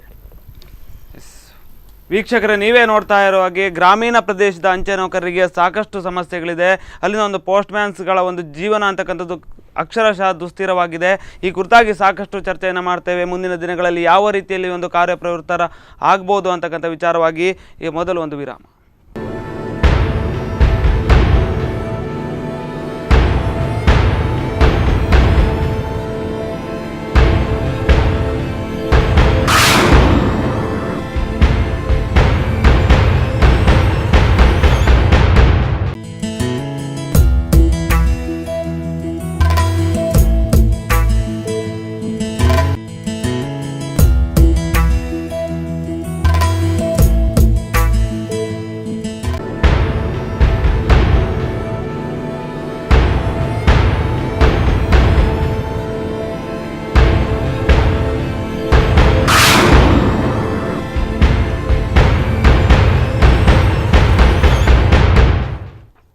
ವಿರಾಮದ ನಂತರ ಪೋಸ್ಟ್ ಮ್ಯಾನ್ ಪ್ರಾಬ್ಲಮ್ ವಿಶೇಷ ಕಾರ್ಯಕ್ರಮಕ್ಕೆ ಮತ್ತೆ ಸ್ವಾಗತ. ಚರ್ಚೆಯನ್ನು ಮಾಡ್ತಾ ಇದ್ವಿ. ಗ್ರಾಮೀಣ ಪ್ರದೇಶದ ಅಂಚೆ ನೌಕರರ ಸಮಸ್ಯೆಗಳು, ಅದೇ ರೀತಿಯಲ್ಲಿ ಕಾನೂನಿನಲ್ಲಿ ಯಾವ ರೀತಿಯಲ್ಲಿ ಸರಿ ಮಾಡ್ಬೋದು ಅಂತಕ್ಕಂಥ ವಿಚಾರವಾಗಿ ಕೂಡ ಮಾತಾಡ್ತೇವೆ. ಇನ್ನು ಅದೇ ರೀತಿಯಲ್ಲಿ ಕಮಲೇಶ್ ಚಂದ್ರ ಅವರ ವರದಿಯಲ್ಲಿ ಕೂಡ ಯಾವ ರೀತಿಯಲ್ಲಿ ಒಂದು ವ್ಯವಸ್ಥೆಗಳಿತ್ತು, ಅದನ್ನು ಯಾಕೆ ಸರ್ಕಾರ ಇದುವರೆಗೂ ಕೂಡ ಪುರಸ್ಕರಿಸಿಲ್ಲ ಅಂತಕ್ಕಂಥ ವಿಚಾರಗಳು, ಇದೆಲ್ಲದರ ಕುರಿತಾಗಿ ಸಾಕಷ್ಟು ಮಾತಾಡಲಿಕ್ಕಿದೆ. ಈಗಾಗಲೇ ಅವರು ಹೇಳಿದ್ರು, ಕೋರ್ಟಿನ ಮೂಲಕವಾಗಿ ಎಲ್ಲ ಒಂದು ಸಮಸ್ಯೆಗಳನ್ನು ಬಗೆಹರಿಸ್ಬೋದಲ್ಲ, ಸಂಘಟನೆಗಳೆಲ್ಲ ಇದ್ದು ಏನು ಪ್ರಯೋಜನ ಅನ್ನುವಂಥ ಒಂದು ಮಾತುಗಳನ್ನು ಕೇಳಿದ್ರು. ಅಂದರೆ ಕೋರ್ಟಿನ ಮೂಲಕ ಬಗೆಹರಿಸ್ಬೋದು, ಇಂಥ ಒಂದು ಪ್ರತಿಭಟನೆಗಳೆಲ್ಲ ಯಾಕೆ, ಇಂಥ ಒಂದು ಮುಷ್ಕರಗಳೆಲ್ಲ ಬೇಕಾ, 16 ದಿನದ ಒಂದು ಮುಷ್ಕರಗಳೆಲ್ಲ ಅವಶ್ಯಕತೆ ಇದೆ, ಕೋರ್ಟಿನ ಮೂಲಕ ಇದನ್ನೆಲ್ಲ ಪರಿಹರಿಸ್ಬೋದು, ಕಾನೂನಿನ ಮೂಲಕ ಪರಿಹರಿಸ್ಬೋದಾ ಅಂತಕ್ಕಂಥ ಮಾತುಗಳನ್ನು ಕೂಡ ಅವ್ರು ಕೇಳಿದ್ರು. ಇದಕ್ಕೇನು ಹೇಳ್ತೀರಿ ಸರ್? ಸರ್, ಮುಖ್ಯವಾಗಿ ಇಲ್ಲಿಯವರೆಗೆ ನಾವು ಪಡ್ಕೊಂಡ ಸವಲತ್ತುಗಳು ಏನಿವೆ, ನಿರಂತರ ಹೋರಾಟದ ಫಲವಾಗಿ ಇದನ್ನು ನಾವು ಉಣ್ತಾ ಇದ್ದೇವೆ. ನಾವು ಸಂಘಟನೆಗಳ ವತಿಯಿಂದ ಹೋರಾಟ ಮಾಡಿದ್ರೆ, ಬೀದಿಗಿಟ್ಟು ಹೋರಾಟ ಮಾಡದಿದ್ದಲ್ಲಿ ಯಾವುದೇ ನಮಗೆ ಈ ಒಂದು ಸವಲತ್ತುಗಳು ಸಿಗ್ತಾ ಇಲ್ಲ. ಮತ್ತೆ ಕಾನೂನಿನ ಹೋರಾಟ ನಡೆಸುವವರು ನಾವು ವಿಭಾಗ ಮಟ್ಟದ ಒಂದು ಸಂಘಟನೆ, ನಮಗೆ ನಮ್ಮದೇ ಆದ ಒಂದು ಹೈಕಮಾಂಡ್ ಅಂತ ಇದೆ, ವಿವಿಧ ಸ್ತರದ ಸಂಘಟನೆಗಳಿವೆ. ಒಂದು ವೇತನ ಪಡೆಯುವುದಕ್ಕೆ ಕೋರ್ಟಿಗೆ ಹೋಗಿ ಕಾನೂನು ತೊಡಕಿದೆ. ನಮಗೆ ಕೊಟ್ಟಂತ ವೇತನದಲ್ಲಿ ಏನಾದರೂ ವ್ಯತ್ಯಾಸಗಳಿದ್ದರೆ ಅದನ್ನು ಸರಿಪಡಿಸುವವರೇ ನಮ್ಮಲ್ಲಿ ಸೆಂಟ್ರಲ್ ಟ್ರಿಬ್ಯುನಲ್ ಅಂತ ಇದೆ, ಕ್ಯಾಟ್ ಅಂತ ಇದೆ, ಸುಪ್ರೀಂ ಕೋರ್ಟ್ ಇದೆ. ಸುಪ್ರೀಂ ಕೋರ್ಟ್ ಕೂಡ ನಮ್ಮ ಯೂನಿಯನ್ ಹೋಗಿದ್ದಾರೆ, ಅವರಿಗೆ ಸಿವಿಲ್ ಸ್ಟೇಟಸ್ ಕೊಡಬೇಕಂತ ಅವರು ಹೇಳಿದ್ರು. ಮಾತನಾಡಿ ಹೇಳಿದ್ರು 8 ಗಂಟೆಗಳ ಕೆಲಸವನ್ನು ಕೊಡಬೇಕಂತ. ನಿಜವಾಗಿ ಒಂದು ಯೂನಿಯನ್ ಅವರು ಕೊಟ್ಟ ಒಂದು ರಿಪೋರ್ಟ್ ಅನ್ನು ಓದಿದರೆ ಅವ್ರಿಗೆ ಖಂಡಿತವಾಗಿ ಅರ್ಥ ಆಗ್ತದೆ. ಅದನ್ನೆಲ್ಲವನ್ನು ಓದದೆ, ಅಧ್ಯಯನ ಮಾಡದೆ ಒಟ್ಟಾರೆ ಮಾತನಾಡುವುದು ಸರಿಯಲ್ಲ ಅಂತ ನನ್ನ ಅನುಭವ. ಕಾರಣ ಯಾಕಂದರೆ ಇವತ್ತಿಯೂ ಕೂಡ ನಾವು ಮುಷ್ಕರವನ್ನು ಗೊತ್ತಿದೆ, 16 ದಿವಸಗಳ ಮುಷ್ಕರವನ್ನು ಮಾಡಿದೆವು. ಇವತ್ತು ನಮ್ಮಲ್ಲಿ 2 ವಿಭಾಗಗಳು ಇದ್ದರೂ ಕೂಡ, ಇಲಾಖಾ ನೌಕರರು, ಇಲಾಖೇತರ ನೌಕರರು ಅಂತ ಇದ್ದರೂ ಕೂಡ, ಇವತ್ತು ಸಣ್ಣ ಉದಾಹರಣೆಯನ್ನು ಹೇಳ್ತಿದ್ದೇನೆ. ಮುಷ್ಕರಕ್ಕೆ ಕರೆ ಕೊಟ್ಟಾಗ ಕೇವಲ ಗ್ರಾಮೀಣ ಅಂಚೆ ನೌಕರರು ಮಾಡಿದರೆ ಅಲ್ಲಿ ಕೂಡ ನಮ್ಮ ಬೇಡಿಕೆ ಈಡೇರಿಸ್ಕೊಳಕ್ಕಾಗೋದಿಲ್ಲ. ಯಾಕಂತ ಹೇಳಿದರೆ, ಈಗ ಬ್ರಹ್ಮಾವರದಂಥ ಅಂಚೆ ಕಚೇರಿಯಲ್ಲಿ ನಾವು ಇಲಾಖಾ ನೌಕರರು ಮುಷ್ಕರವನ್ನು ಮಾಡ್ತೇವೆ. ಇಲಾಖೇತರ ನೌಕರಲ್ಲಿದ್ದಾರೆ ಗ್ರಾಮೀಣ ಅಂಚೆ ನೌಕರು, 5 ಬ್ರಾಂಚ್ ಪೋಸ್ಟ್ ಆಫೀಸ್ ಇವೆ. ಅವರೆಲ್ಲ ಕರೆಸಿಬಿಟ್ಟು ಬ್ರಹ್ಮಾವರ ಅಂಚೆ ಕಚೇರಿ ನಿಮಗೆ ಬರುವಂಥ ಸೇವೆಗಳನ್ನು ತಗೊಳ್ಳಿ ಅಂತ ಹೇಳಿದರೆ ಅಲ್ಲಿ ನಾವು ಸ್ಟ್ರೈಕ್ ಮುಷ್ಕರ ಫೇಲ್ಯೂರ್ ಆಯಿತು. ಹಾಗೆಯೇ ಇಲಾಖೇತರ ನೌಕರು ಮಾಡಿಕೊಂಡು ನಾವು ಮಾಡಿದ್ರೆ ಅಲ್ಲಿ ಕೂಡ ನಮ್ಮ ಬೆಳೆ ಬೇಯುವುದಿಲ್ಲ. ಒಬ್ಬರಿಗೊಬ್ಬರು ಸಮಾನತೆಯಿಂದ ಒಗ್ಗಟ್ಟಾಗಿ ಮಾಡಿದರೆ ಮಾತ್ರ ಇಲ್ಲಿ ನಾವು ಬೇಡಿಕೆಯನ್ನು ಸರಿಪಡಿಸ್ಕೊಳ್ಬೋದು. ಇದು ನಾವು ಮಾಡಿದ ಒಂದು, ಅಥವಾ ನಮ್ಮ ಇಲಾಖಾ ನೌಕರು ಮಾಡಿದಂಥ ವ್ಯವಸ್ಥೆ ಅಲ್ಲ, ಇದು ಬ್ರಿಟಿಷರ ಕಾಲದಿಂದ ಬಂದಂಥ ಊಳಿಗಮಾನ್ಯ ಪದ್ಧತಿ. ಇದನ್ನು ಸರಿಪಡಿಸುವರೆ ತಲೆತರಾಂತರದ ಹೋರಾಟದ ಪ್ರತಿಫಲಗಳು ಇವೆ. ಇವತ್ತು ಏನು ನಮ್ಮ ರಾಷ್ಟ್ರೀಯ ಅಂಚೆ ನೌಕರರ ಸಂಸ್ಥಾಪಕರು KR ರಾಮಮೂರ್ತಿ ಏನಿದ್ದಾರೆ, ಅವರು ಪ್ರಥಮವಾಗಿ ಗ್ರಾಮೀಣ ಅಂಚೆ ನೌಕರರ ಸಂಘವನ್ನು ಸ್ಥಾಪನೆ ಮಾಡಿದವರು 1968ರಲ್ಲಿ. ಎಂಥ ಮಹಾನ್ ನಾಯಕ ಹೇಳಿದರೆ ಕಣ್ಣೀರು ಬರ್ತದೆ. ಅವರು ಇವತ್ತಿಗೂ ಕೂಡ ತನ್ನ ಮಗಳಿಗೆ ಮದುವೆಯನ್ನು ಕೂಡ ಮಾಡಿಲ್ಲ. ಮುಷ್ಕರದಲ್ಲಿ ಅವರನ್ನು ಜೈಲಿಗಟ್ಟಿದ್ದರು. ಅವರ ಕಚೇರಿಗಳನ್ನು ದೆಹಲಿಯಲ್ಲಿ ನಾನು ಕೂಡ ನೋಡಿದ್ದೆ, ಇವತ್ತು ಕೂಡ ಇದೆ, ಅವರ ಆ ಕಚೇರಿ ಇದೆ, ಅಲ್ಲಿ ಬೀದಿಗೆಸಿದ್ರು. ಅಂಥ ಹೋರಾಟಗಾರ ಅವರು ನಮಗೆ ಇವತ್ತು ಅನ್ನವನ್ನು ಕೊಟ್ಟಿದ್ದವರು. ಏನಿದ್ರು ಕೂಡ ರೈಲ್ವೆಯಲ್ಲಿ ಹೋಗುವಾಗ ಪೇಕಮ್ ರಿಪೋರ್ಟ್ ಬರೀತಾರೆ, ಇವರು ಇಂಥ ಸವಲತ್ತು ಕೊಡಬೇಕು, ನಾವು ಯಾವುದೇ ಪಕ್ಷಗಳ ಮೋಟಿವೇಟ್ನಲ್ಲಿ ಇರಬಾರ್ದು ಅಂತೇಳಿ. ಅವರು ಮಿತ್ರರು ಹೇಳಿದರು, ಕರೆ ಮಾಡಿದವರು, 16 ದಿನ ಮುಷ್ಕರ ಸಂದರ್ಭದಲ್ಲಿ ನಾವು, ಯಾಕಂದರೆ ನಮ್ಮ ಅಂಚೆ ನೌಕರರು ಮುಷ್ಕರಕ್ಕೆ ಸಾರ್ವಜನಿಕವಾದ ಒಂದು ನಮಗೆ ಬೆಂಬಲ ಸಿಗುವುದು ಅತಿ ಕಡಿಮೆ. ಅವರಿಗೆ 3 ಪಟ್ಟು ಸಂಬಳ ಇದೆ, ಅವರಿಗೆ ಎಂಥ ಮುಷ್ಕರ ಪದೇ ಮಾಡ್ತಾರೆ. ಅದೇ ನಮ್ಮ ಬೇರೆ ವಲಯದವರು ಮಾಡಿದರೆ ಕೇವಲ 2 ದಿವಸ 1 ದಿವಸದಲ್ಲಿ ಮುಷ್ಕರ ಮಾಡ್ತಾರೆ, ಅವರ ಬೇಡಿಕೆಗಳು ಮರು ದಿವಸ ಈಡೇರ್ತವೆ. ಆದರೆ ನಮ್ಮ ನೆಟ್ವರ್ಕ್ ತುಂಬ ಇದೆ, ನಮ್ಮ ಎಂಪ್ಲಾಯೀಸ್ ತುಂಬ ಇದ್ದಾರೆ ಅಲ್ಲಿ. ಆದ್ದರಿಂದಾಗಿ ನಾವು ಕೂಡ ಬೇಡಿಕೆ ಅದೇ, ಅವರು ವರದಿನ ಮಾಡಿದ್ದಾರೆ, 8 ಗಂಟೆಗಳ ಕೆಲಸವನ್ನು ಕೊಡಿ, ನಮ್ಮ ಇಲಾಖಾ ನೌಕರರು ಮಾಡಿ ಅಂತ ಸುಪ್ರೀಂ ಕೋರ್ಟ್ ಒಂದು ಜಡ್ಜ್ಮೆಂಟ್ ಕೂಡ ಇದೆ. ಅದನ್ನು ಇಂಪ್ಲಿಮೆಂಟ್ ಮಾಡಿ ಅಂತ ನಾವು ಪದೇ ನಾವು ಕೋರ್ಟಿಗೆ ಕೂಡ ಹಾಕಿದ್ದೇವೆ, ಕೋರ್ಟ್ ಕೂಡ ಮಾಡಿ ಅಂತ ಹೇಳಿದ್ದಾರೆ. ಆದರೆ ಸರ್ಕಾರ ಅದನ್ನು ಮಾಡ್ತಾ ಇಲ್ಲ. ಉನ್ನತ ಮಟ್ಟದ ಇದಕ್ಕೆ ಹೋರಾಟಗಳು ನಡೀತವೆ. ಇಲ್ಲಿ ಕೂಡ ನಾವು ಮುಷ್ಕರ ಮಾಡಿ ಕೇವಲ ಕೈ ತೊಳೆದುಕೊಳ್ಳಿಲ್ಲ. ನಾವು ಜನಪ್ರತಿನಿಧಿಗಳು ಯಾಕೆ ಕರೆದಿದ್ದೀವಿ ಹೇಳಿದರೆ, ಒಂದು ಗ್ರಾಮ ಪಂಚಾಯತ್ ಅಧ್ಯಕ್ಷನಿಂದ ಹಿಡಿದು ಒಂದು ಮೆಂಬರ್ ಆಫ್ ಪಾರ್ಲಿಮೆಂಟ್ ಲೋಕಸಭಾ ಸದಸ್ಯರವರನ್ನು ಕೂಡ ನಾವು ಬರಮಾಡಿಕೊಂಡು, ಯಾಕಂತ ಹೇಳಿದ್ರೆ ನಮ್ಮ ಕೂಗನ್ನು ನಿಮಗೆ ಸರ್ಕಾರಕ್ಕೆ ತಿಳಿಯಪಡಿಸಿ, ಸಾರ್ವಜನಿಕ ಆಗುತ್ತಿರುವ ತೊಂದರೆಯನ್ನು ನೀವು ತಿಳಿಯಪಡಿಸಿ, ನಮ್ಮ ಬೇಡಿಕೆ ಇದು ಫಲಪ್ರದವಾದ ಆಗಿದೆ. ಮಾನ್ಯ ಉಡುಪಿ ಚಿಕ್ಕಮಗಳೂರು ಲೋಕಸಭಾ ಸದಸ್ಯರು ಇದರ ನಿಟ್ಟಿನಲ್ಲಿ ನಾವು ಅವರನ್ನು ಮುಖತಃ ಭೇಟಿಯಾಗಿದ್ದೆವು. ಅವರು ಒಬ್ಬರು ಸಜ್ಜನ ರಾಜಕಾರಣಿ. ಎಲ್ಲಿಯವರು ಹೇಳಿದರೆ ಕ್ಯಾಬಿನೆಟ್ ಅಪ್ರೂವಲ್ ಆಗಿದೆ, ಫೈನಾನ್ಸ್ ಮಿನಿಸ್ಟ್ರಿಂದ ಅನುಮೋದನೆ ಸಿಕ್ಕಿದೆ, ಆದರೆ ಆ ಕಡತ ಎಲ್ಲಿದೆ ಅಂತ ಯಾರಿಗೂ ಕೂಡ ಗೊತ್ತಿಲ್ಲ. ನಾವು ಏನು ಮಾಡಿದ್ವು, ಅವರನ್ನು ಕರೆಸ್ಕೊಂಡು ಅವರನ್ನು ಮನೆಗೆ ಮುಖತಃ ಭೇಟಿಯಾಗಿ ನಾವು 2 ಸಂಘಟನೆಗಳ ಒಂದು ತಂಡ 6 ಜನ ಅಲ್ಲಿ ಹೋಗಿದ್ದುಕೊಂಡು ಅವರ ಮುಖತಃ ಭೇಟಿಯಾಗಿದ್ದುಕೊಂಡು ನಮಗೆ ಸಿಗುವಂಥ ಸಂಬಳ ಏನಿದೆ ಈ ಸಂಬಳದ ವೇತನವನ್ನು ಕೊಟ್ಟಿದ್ದು. ಅಲ್ಲಿ ಮೆಂಬರ್ ಇದ್ದರು ಉಷಾ ಚಂದ್ರಶೇಖರ್ ಅಂತ, ಅವರ ಮೊಬೈಲ್ ನಂಬರ್ ಕೊಟ್ಟಿವಿ. ಈಗ ನಮ್ಮ ಸೆಕ್ರೆಟರಿ ಪೋಸ್ಟ್, ನಮ್ಮ ಅಂಚೆ ಸಲಹಾ ಮಂಡಳಿಯ ಏನು ಸೆಕ್ರೆಟರಿ ಕಾರ್ಯದರ್ಶಿ ಇದ್ದಾರೆ, ಮಹಾನ್ ಕಾರ್ಯದರ್ಶಿ ನಂದ, ಅವರ ಮೊಬೈಲ್ ನಂಬರ್ ತಗೊಂಡು ಮರು ದಿವಸ ಅವರಿಗೆ ಫೋನ್ ಮಾಡಿಕೊಂಡು ಅವರ ಫೈಲ್ ಎಲ್ಲಿದೆ ಅಂತ, ಆ ನಂತರವಾಗಿ ಆ ಫೈಲ್ ಮೇಲೆ ಬಂದುಬಿಟ್ಟು ಕ್ಯಾಬಿನೆಟ್ಗೆ ಅಪ್ರೂವಲ್ಗೆ ಪಾರ್ಲಿಮೆಂಟ್ ಅಪ್ರೂವ್ ಆಗಿತ್ತು. ಇದು ತಾರ್ಕಿಕ ಒಂದು ಅಂತ್ಯಕ್ಕೆ ಕಾರಣಕರ್ತರು ಮಾನ್ಯ ಜಯಪ್ರಕಾಶ್ ಹೆಗಡೆ. ಅಲ್ಲದೆ ಎಲ್ಲವೂ ಮಾನ್ಯ ಲೋಕಸಭಾ ಸದಸ್ಯರಂಥ ಶೋಭಾ ಕರಂದ್ಲಾಜೆ ಇರ್ಬೋದು, ರಘುಪತಿ ಭಟ್ ಇರ್ಬೋದು, ಸುರೇಶ್ ಶೆಟ್ಟಿ ಗುರ್ಮೆ ಅವರು ಇರ್ಬೋದು, ಬಾಲಾಜಿ ನಮ್ಮ ಶೆಟ್ಟಿ ಇರ್ಬೋದು, JDSನವರು ಯೋಗೀಶ್ ಶೆಟ್ಟಿ ಅವರು ಇರ್ಬೋದು, ಗುರ್ಮೆ ಸುರೇಶ್ ಶೆಟ್ಟಿ ಇರ್ಬೋದು, ಎಲ್ಲ ನಾಯಕರು ಕೆಳಸ್ತರದಿಂದ ಹಿಡಿದು ಮೇಲಂತ ಎಲ್ಲ ರಾಜಕೀಯ ನಾಯಕರು ಪಕ್ಷಾತೀತವಾಗಿ ನಮ್ಮ ಮುಷ್ಕರಕ್ಕೆ ಬೆಂಬಲವನ್ನು ಕೊಟ್ಟು ಸೂಚಿಸಿದ್ದಾರೆ. ಅವರ ಕೈಲಾದಷ್ಟು ಇದನ್ನು ಮಾಡಿದ್ದಾರೆ. ಕರ್ನಾಟಕದಲ್ಲಿ ಉಡುಪಿ ಮೇಲೆ ಕಣ್ಣಿತ್ತು. ಅದರಿಂದ ಅಲ್ಲಿ ಎಷ್ಟು ಕೆಲಸ ಮಾಡಿದೆ, ಅವರು ಬಂದು ಮಾಡಿದ್ದೇನಂತ ಕೇಳೋದು ತಪ್ಪು ಅಭಿಪ್ರಾಯ ಬರ್ತದೆ. ಅವರಿಗೆ ನಾವು ಗೌರವ ಕೊಡಬೇಕು. ಅವರ ಕೈಲಾದ ಎಷ್ಟು ಸಾಧ್ಯ ಉಂಟು ಅಷ್ಟು ಮುಷ್ಕರ ಮಾಡಿದ್ದೇವೆ. ನಮ್ಮ ಕರ್ನಾಟಕದ ವಲಯದ ಯಾರು ಕೂಡ ಲೋಕಸಭಾ ಸದಸ್ಯರು ಮಾತನಾಡಿದ್ರು ಕೂಡ ನಮ್ಮ ಉತ್ತರ ಭಾರತದ ಅನೇಕ ಕಮ್ಯುನಿಸ್ಟ್ ಪಾರ್ಟಿಯ ಲೋಕಸಭಾ ಸದಸ್ಯರದು, ಕಾಂಗ್ರೆಸ್ ಇರ್ಬೋದು, ಬಿಜೆಪಿ ಇರ್ಬೋದು, JDS ರಾಜ್ಯಸಭೆಯಲ್ಲಿ ಪಾರ್ಲಿಮೆಂಟ್ನಲ್ಲಿ ಪ್ರಶ್ನೋತ್ತರದಲ್ಲಿ ಕೇಳಿದ್ದಾರೆ. ನಮ್ಮ ಮಾಹಿತಿಯಕ್ಕೂ ಕಾಯ್ದೆಯಲ್ಲಿ ಕೂಡ ಪಡ್ಕೊಂಡು ಎಲ್ಲ ವಿವರಗಳನ್ನು ಪಡ್ಕೊಂಡಿದ್ದಾರೆ. ಅದನ್ನು ನಿರಂತರವಾಗಿ ಆಗಿ ನಮ್ಮ ರಾಜಕೀಯ ನಾಯಕರುಗಳ ಬೆಂಬಲ ಇಲ್ಲದೆ ಕೂಡ ಏನು ಕೂಡ ನಾವು ಬೆಳೆ ಬೆಳೆಸ್ಕೊಳ್ಳೋಕೆ ಆಗೋದಿಲ್ಲ. ಅದರಿಂದ ಒಂದು ತಪ್ಪು ಮಾಹಿತಿ ಅವರು ಹೇಳ್ತಾ ಇದ್ದಾರೆ. ಖಂಡಿತವಾಗಿ ಅವರು ನಿರಂತರವಾದ ಹೋರಾಟವನ್ನು ನಮ್ಮ ಪರವಾಗಿ ಮಾಡಿದ್ದಾರೆ. ಸಂಘಟನೆಯವರು ಸುಮ್ಮನೆ ಕೈ ಕುತ್ಕೊಳ್ಳಿಲ್ಲ, ಈಗಲೂ ಕೂಡ ಅವರು ಒದ್ದಾಡ್ತಾ ಇದ್ದಾರೆ ಇಂಪ್ಲಿಮೆಂಟೇಷನ್ ಆಗ್ಬೇಕಂತ ಹೇಳಿ. ನಮ್ಗೆ ಖಾಲಿ ವೇಜಸ್ ಮಾತ್ರ ರಿವೈಸ್ ಅಂತ ಮಾತ್ರ ಮಾಡಿದ್ದಾರೆ.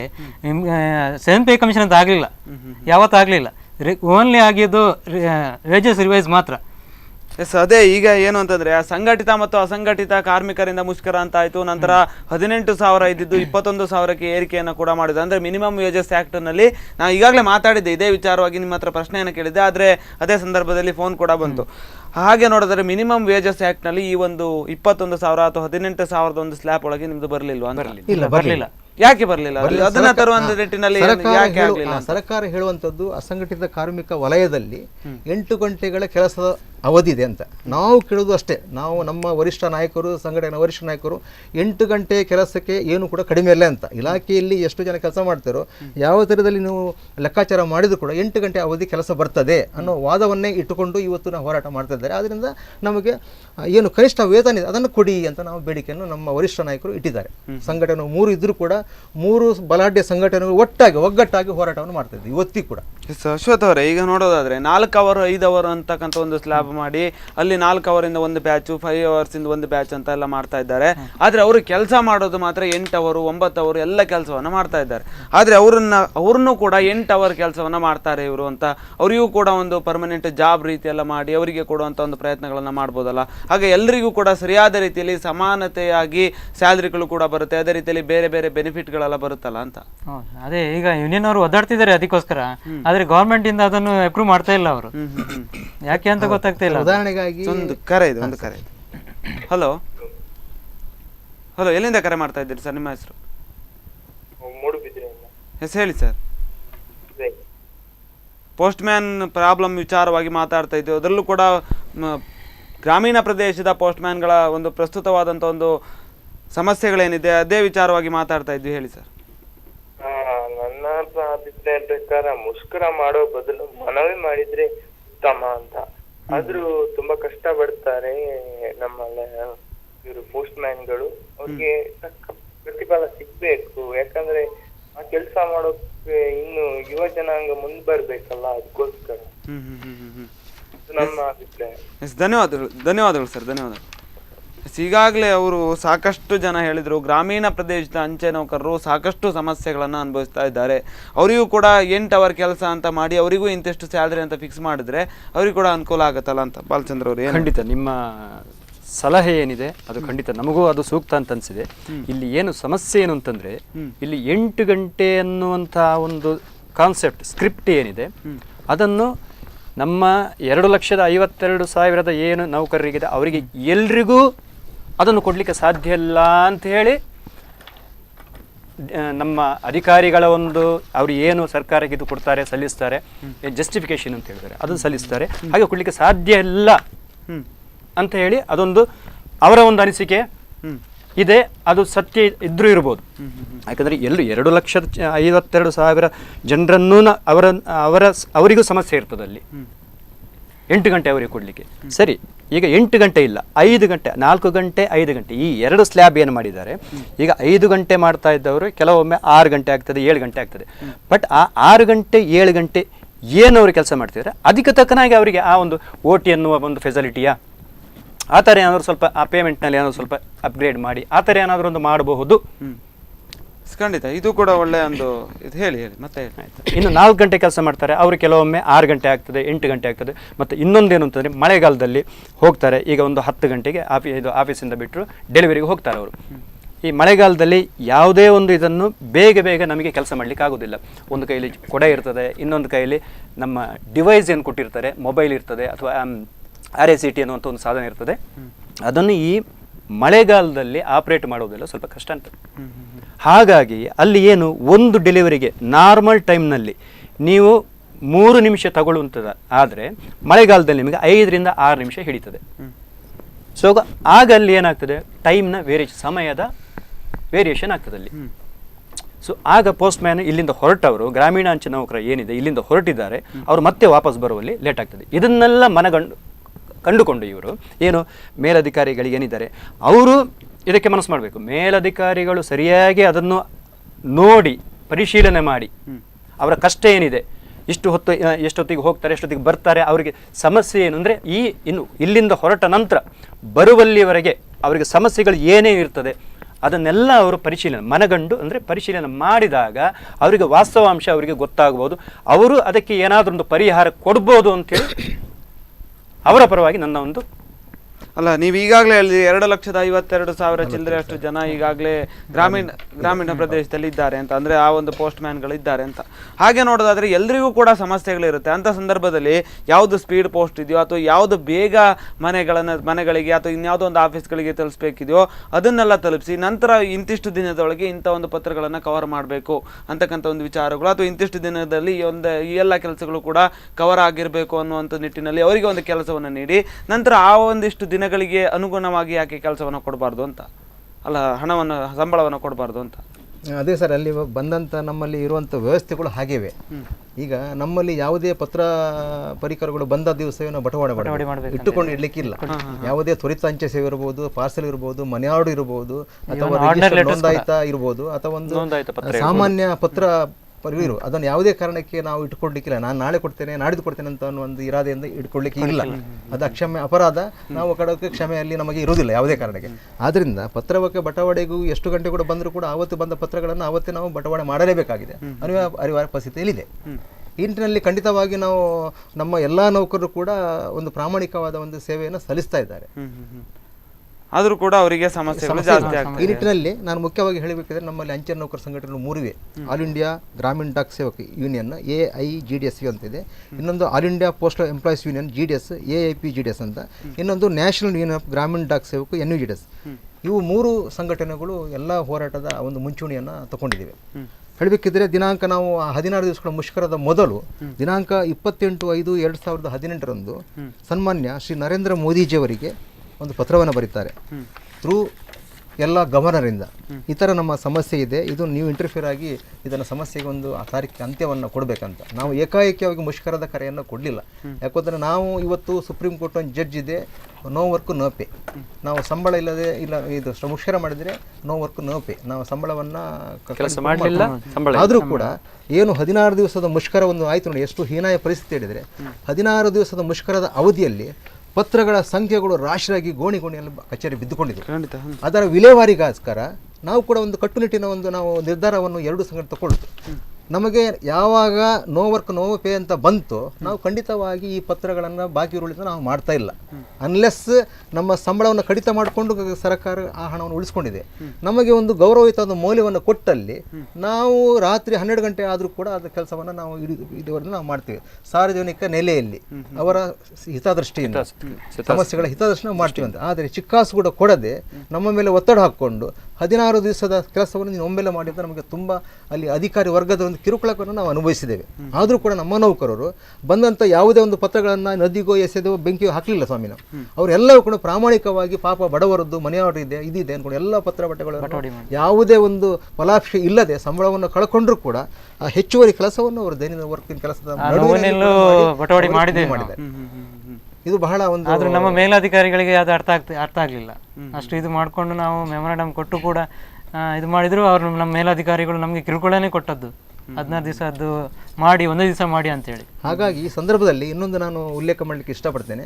ಮಾನ್ಯ UPA ಸರ್ಕಾರ ಇರುವಾಗ ಮಾನ್ಯ ಜ್ಯೋತಿರಾದಿತ್ಯ ಸಿಂಧ್ಯಾ ಮೊದಲು ನಮ್ಮ ಕಮ್ಯುನಿಕೇಷನ್ ಮಿನಿಸ್ಟರ್ ಯಾರಿರ್ತಾರೆ ಅವರಿಗೆ ನಮ್ಮ ಅಂಚೆ ಇಲಾಖೆ ಬಗ್ಗೆ ನೆನಪೇರಿಲ್ಲತ್ತು. ಬರೇ ಟೆಲಿಕಾಂ ಅದು ಮಾತ್ರ ಒಂದು ನೆನಪಿತ್ತು ಹೊರತು ಅಂಚೆ ಇಲಾಖೆ ಅವ್ರ ಗಂಧಗಳು ಗೊತ್ತಿಲ್ಲ. ಅವ್ರು ಬಂದಾಗ ಪ್ರಾಜೆಕ್ಟ್ ಯಾರು ಬಂದರು, post office look and fill ಬಂತು, ಅದಕ್ಕೆ ಸುಣ್ಣ ಬಣ್ಣಗಳು ಬಳಿದಾಯಿತು. ಒಂದು ಒಳ್ಳೆಯ ಒಂದು ವಿಜಯನ ತಗೊಬಂದರು. ಅಂಚೆ ಇಲಾಖೆನ ಮೇಲೆ ತರಬೇಕು, ಲಾಭದಾಯಕ ನಡೆಸಬೇಕಂತ. ಅದೇ ಥರನಾಗಿ ನಂತರ ಬಂದ ಏನು NDA ಸರ್ಕಾರ ಇದೆ ಅದು ಕೂಡ ಅಷ್ಟೇ ಅಂಚೆ ಇಲಾಖೆಗೆ ಪ್ರಾಧಾನ್ಯತೆಯನ್ನು ಕೊಟ್ಟಿತು. ಸರ್ಕಾರದ ಬಿಲ್ಡಿಂಗ್ಗಳನ್ನು ಉತ್ತಮಪಡಿಸುವುದಾಗಲಿ, ಇವತ್ತು ಕೇಂದ್ರ ಸರ್ಕಾರದ ಅನೇಕ ಜನಪರ ಯೋಜನೆಗಳನ್ನು ನಮ್ಮ ಗ್ರಾಮೀಣ ಅಂಚೆ ನೌಕರರ ಮೂಲಕವಾಗಿ ನಂಬಿಕೆಯಲ್ಲಿ ವಿಶ್ವಾಸದಲ್ಲಿ ಅದನ್ನು ಮಾಡಿಸ್ತಾ ಇದ್ದಾರೆ. ಪ್ರತಿಯೊಂದು ಗ್ರಾಮೀಣ ಅಂಚೆ ಕಚೇರಿಗಳಿಗೆ ಈ ಹೊಸ ಸ್ಪರ್ಶವನ್ನು ಕೊಡ್ತಾ ಇದ್ದಾರೆ. ಈಗ ದರ್ಪಣ ಇರ್ಬೋದು, ಇನ್ನೊಂದು ಮತ್ತೊಂದು ಇರ್ಬೋದು, ಎಲ್ಲವನ್ನು ಕೂಡ ಗ್ರಾಮೀಣ ನೆಟ್ವರ್ಕ್ ಇದನ್ನು ಮತ್ತೀಗ ಇಂಡಿಯಾ ಪೋಸ್ಟ್ ಪೇಮೆಂಟ್ ಬ್ಯಾಂಕ್ ಅದಕ್ಕೆ ಬಳಕೆಗಾಗಿ ನಮ್ಮ ಗ್ರಾಮೀಣ ಅಂಚೆ ನೌಕರರು ಬಳಸ್ಕೊಳ್ತಾ ಇದ್ದಾರೆ. ಮನೆ ಮನೆಗೆ ನಮ್ಮ ಇಲಾಖಾ ಸೇವೆ ಪ್ರಧಾನಮಂತ್ರಿಗಳೇ ಇದರಲ್ಲಿ ಆಯುಷ್ಮಾನ್ ಹೇಳಿದ್ದಾರೆ, ನಾವು ಬೇಕಮಿಷನ್ ಮಾಡಿದ್ದೇವೆ GDS ನವರಿಗೆ ಅಂತ ಹೇಳಿ. ಸುಮ್ಮನೆ ಬೋಗಸ್ ಆಗಿ ಹೇಳ್ತಾ ಇದ್ದಾರೆ ಅವರು. ಮಾಡಲೇ ಇಲ್ಲ ಆಕ್ಚುಲಿ. ಎಲ್ಲ ಒಂದು ಸರ್ವಿಸ್ಗಳು ನಮ್ಮಿಂದ ನೆಟ್ವರ್ಕ್ ಇಂದ ವರ್ಕ್ ನಮ್ಮ ಹತ್ರ ಮಾಡಿಸ್ತಾ ಇದ್ದಾರೆ. ಆದ್ರೆ ಅದರ ಬಗ್ಗೆ ನಮ್ಗೆ ಕೊಡ್ಲೇ ಅಲ್ಲ ಅಂತ ಹೇಳುದು ನಾವು ಅಷ್ಟೇ. ಕಾರಣ ಇಷ್ಟೇ, ನಮ್ಮ ಸುಮ್ಮನೆ ಬೊಗಳೆ ಬಿಡಬಾರ್ದಲ್ಲ. ಅಂಚೆ ಇಲಾಖೆಯನ್ನ ಯಾಕೆ ಬಳಸಿ ಕೊಡ್ತಾ ಇದ್ದಾರೆ ಹೇಳಿದ್ರೆ ಒಂದು ನಂಬಿಕೆ ಇದೆ, ಸಾರ್ವಜನಿಕರಿಗೆ ಒಂದು ಇಲಾಖೆ ಬಗ್ಗೆ ನಂಬಿಕೆ ಇದೆ. ಒಂದು ಪೋಸ್ಟ್ ಮ್ಯಾನ್ ಅನ್ನೋದ್ರ ಬಗ್ಗೆ ಅವರು ನಮ್ಮ ಮನೆ ಮಗ, ನಮ್ಮ ಮನೆ ಅಳಿಯ, ನಮ್ಮ ಮನೆ ಮಗ, ನಮ್ಮ ಮನೆ ಮಗು ಅಂತ ಒಂದು ಭಾವನಾತ್ಮಕ ಸಂಬಂಧ ಇವತ್ತು ಬೆಳೆದುಬಿಟ್ಟಿದೆ. ಒಂದು ಇವತ್ತು ಫಲಾನುಭವಿಗೆ ಎಲ್ಲಿವರೆಗೆ ಹೇಳಿದ್ರೆ ಒಂದು ಗ್ರಾಮೀಣ ಅಂಚೆ ನೌಕರರ ಇವತ್ತು ಒಂದು ಪೆನ್ಷನ್ ಇದೆ, ವೃದ್ಧಾಪ್ಯ ವೇತನ ಇರ್ಬೋದು, ಸಂಧ್ಯಾ ಸುರಕ್ಷೆ ಇರ್ಬೋದು, ಅವರಿಗೆ ತಗೊಂಡು ಪೆನ್ಷನ್ ಹಣವನ್ನು ಕೊಡ್ತಾರೆ. ತಗೊಳ್ಳುವಾಗ ಆ ಒಂದು ಭಾವನಾತ್ಮಕ ಸಂಬಂಧ ಇದೆಯಲ್ಲ, ಅದು ನಮಗೆ ಮನಸ್ಸಿನಲ್ಲಿ ಹೇಳಲಿಕ್ಕೆ ನಮಗೆ ವ್ಯಕ್ತಪಡಿಸಲಿಕ್ಕೆ ಶಬ್ದಗಳೇ ಇಲ್ಲ. ನಮ್ಮ ಮನೆಯವರೇ ಯಾರೋ ಬಂದು ಮಗನ ಆದರೆ ಆ ವೃದ್ಧಾಪ್ಯ ವೇತನ ಇರ್ಬೋದು, ಸಂಧ್ಯಾ ಸುರಕ್ಷೆ ಇರ್ಬೋದು, ವೇತನ ಬಟವಾಡೆ ಮಾಡುವವನಿಗೆ ಇವತ್ತು ಪಿಂಚಣಿ ಇಲ್ಲ. ಈ ಕುರಿತಾಗಿ ನಾನು ಮತ್ತೆ ಮಾತಾಡ್ತೇನೆ ಒಂದು ವಿರಾಮದ ಬಳಿಕ. ವೀಕ್ಷಕರೇ, ನೀವೇ ನೋಡ್ತಾ ಇರೋ ಹಾಗೆ ಪ್ರತಿಯೊಬ್ಬರ ಒಂದು ಮನಿ ಆರ್ಡರ್ಗಳಾಗಿರ್ಬೋದು ಅಥವಾ ಇನ್ಯಾವುದೋ ಒಂದು ಪಿಂಚಣಿಯ ವೇತನಗಳನ್ನಾಗಿರ್ಬೋದು, ಇದೆಲ್ಲವನ್ನು ಕೂಡ ಮನೆಗೆ ತಲುಪಿಸುವಂಥ ಒಂದು ಪೋಸ್ಟ್ ಮ್ಯಾನ್ಗೆ ನಿಜವಾದ ರೀತಿಯಲ್ಲಿ ಪಿಂಚಣಿಯ ಸೌಲಭ್ಯಗಳಿಲ್ಲ. ಇನ್ನು ಅದೇ ರೀತಿಯಲ್ಲಿ ಆರೋಗ್ಯದ ವಿಚಾರದಲ್ಲೂ ಕೂಡ ಅಷ್ಟೊಂದು ಸೌಲಭ್ಯಗಳಿಲ್ಲ. ಈ ವಿಚಾರವಾಗಿ ನಾನು ಮತ್ತೆ ಸಾಕಷ್ಟು ಚರ್ಚೆಯನ್ನು ಮಾಡ್ತೇನೆ. ಅದಕ್ಕೂ ಮುನ್ನ ಚಿಕ್ಕದೊಂದು ವಿರಾಮ.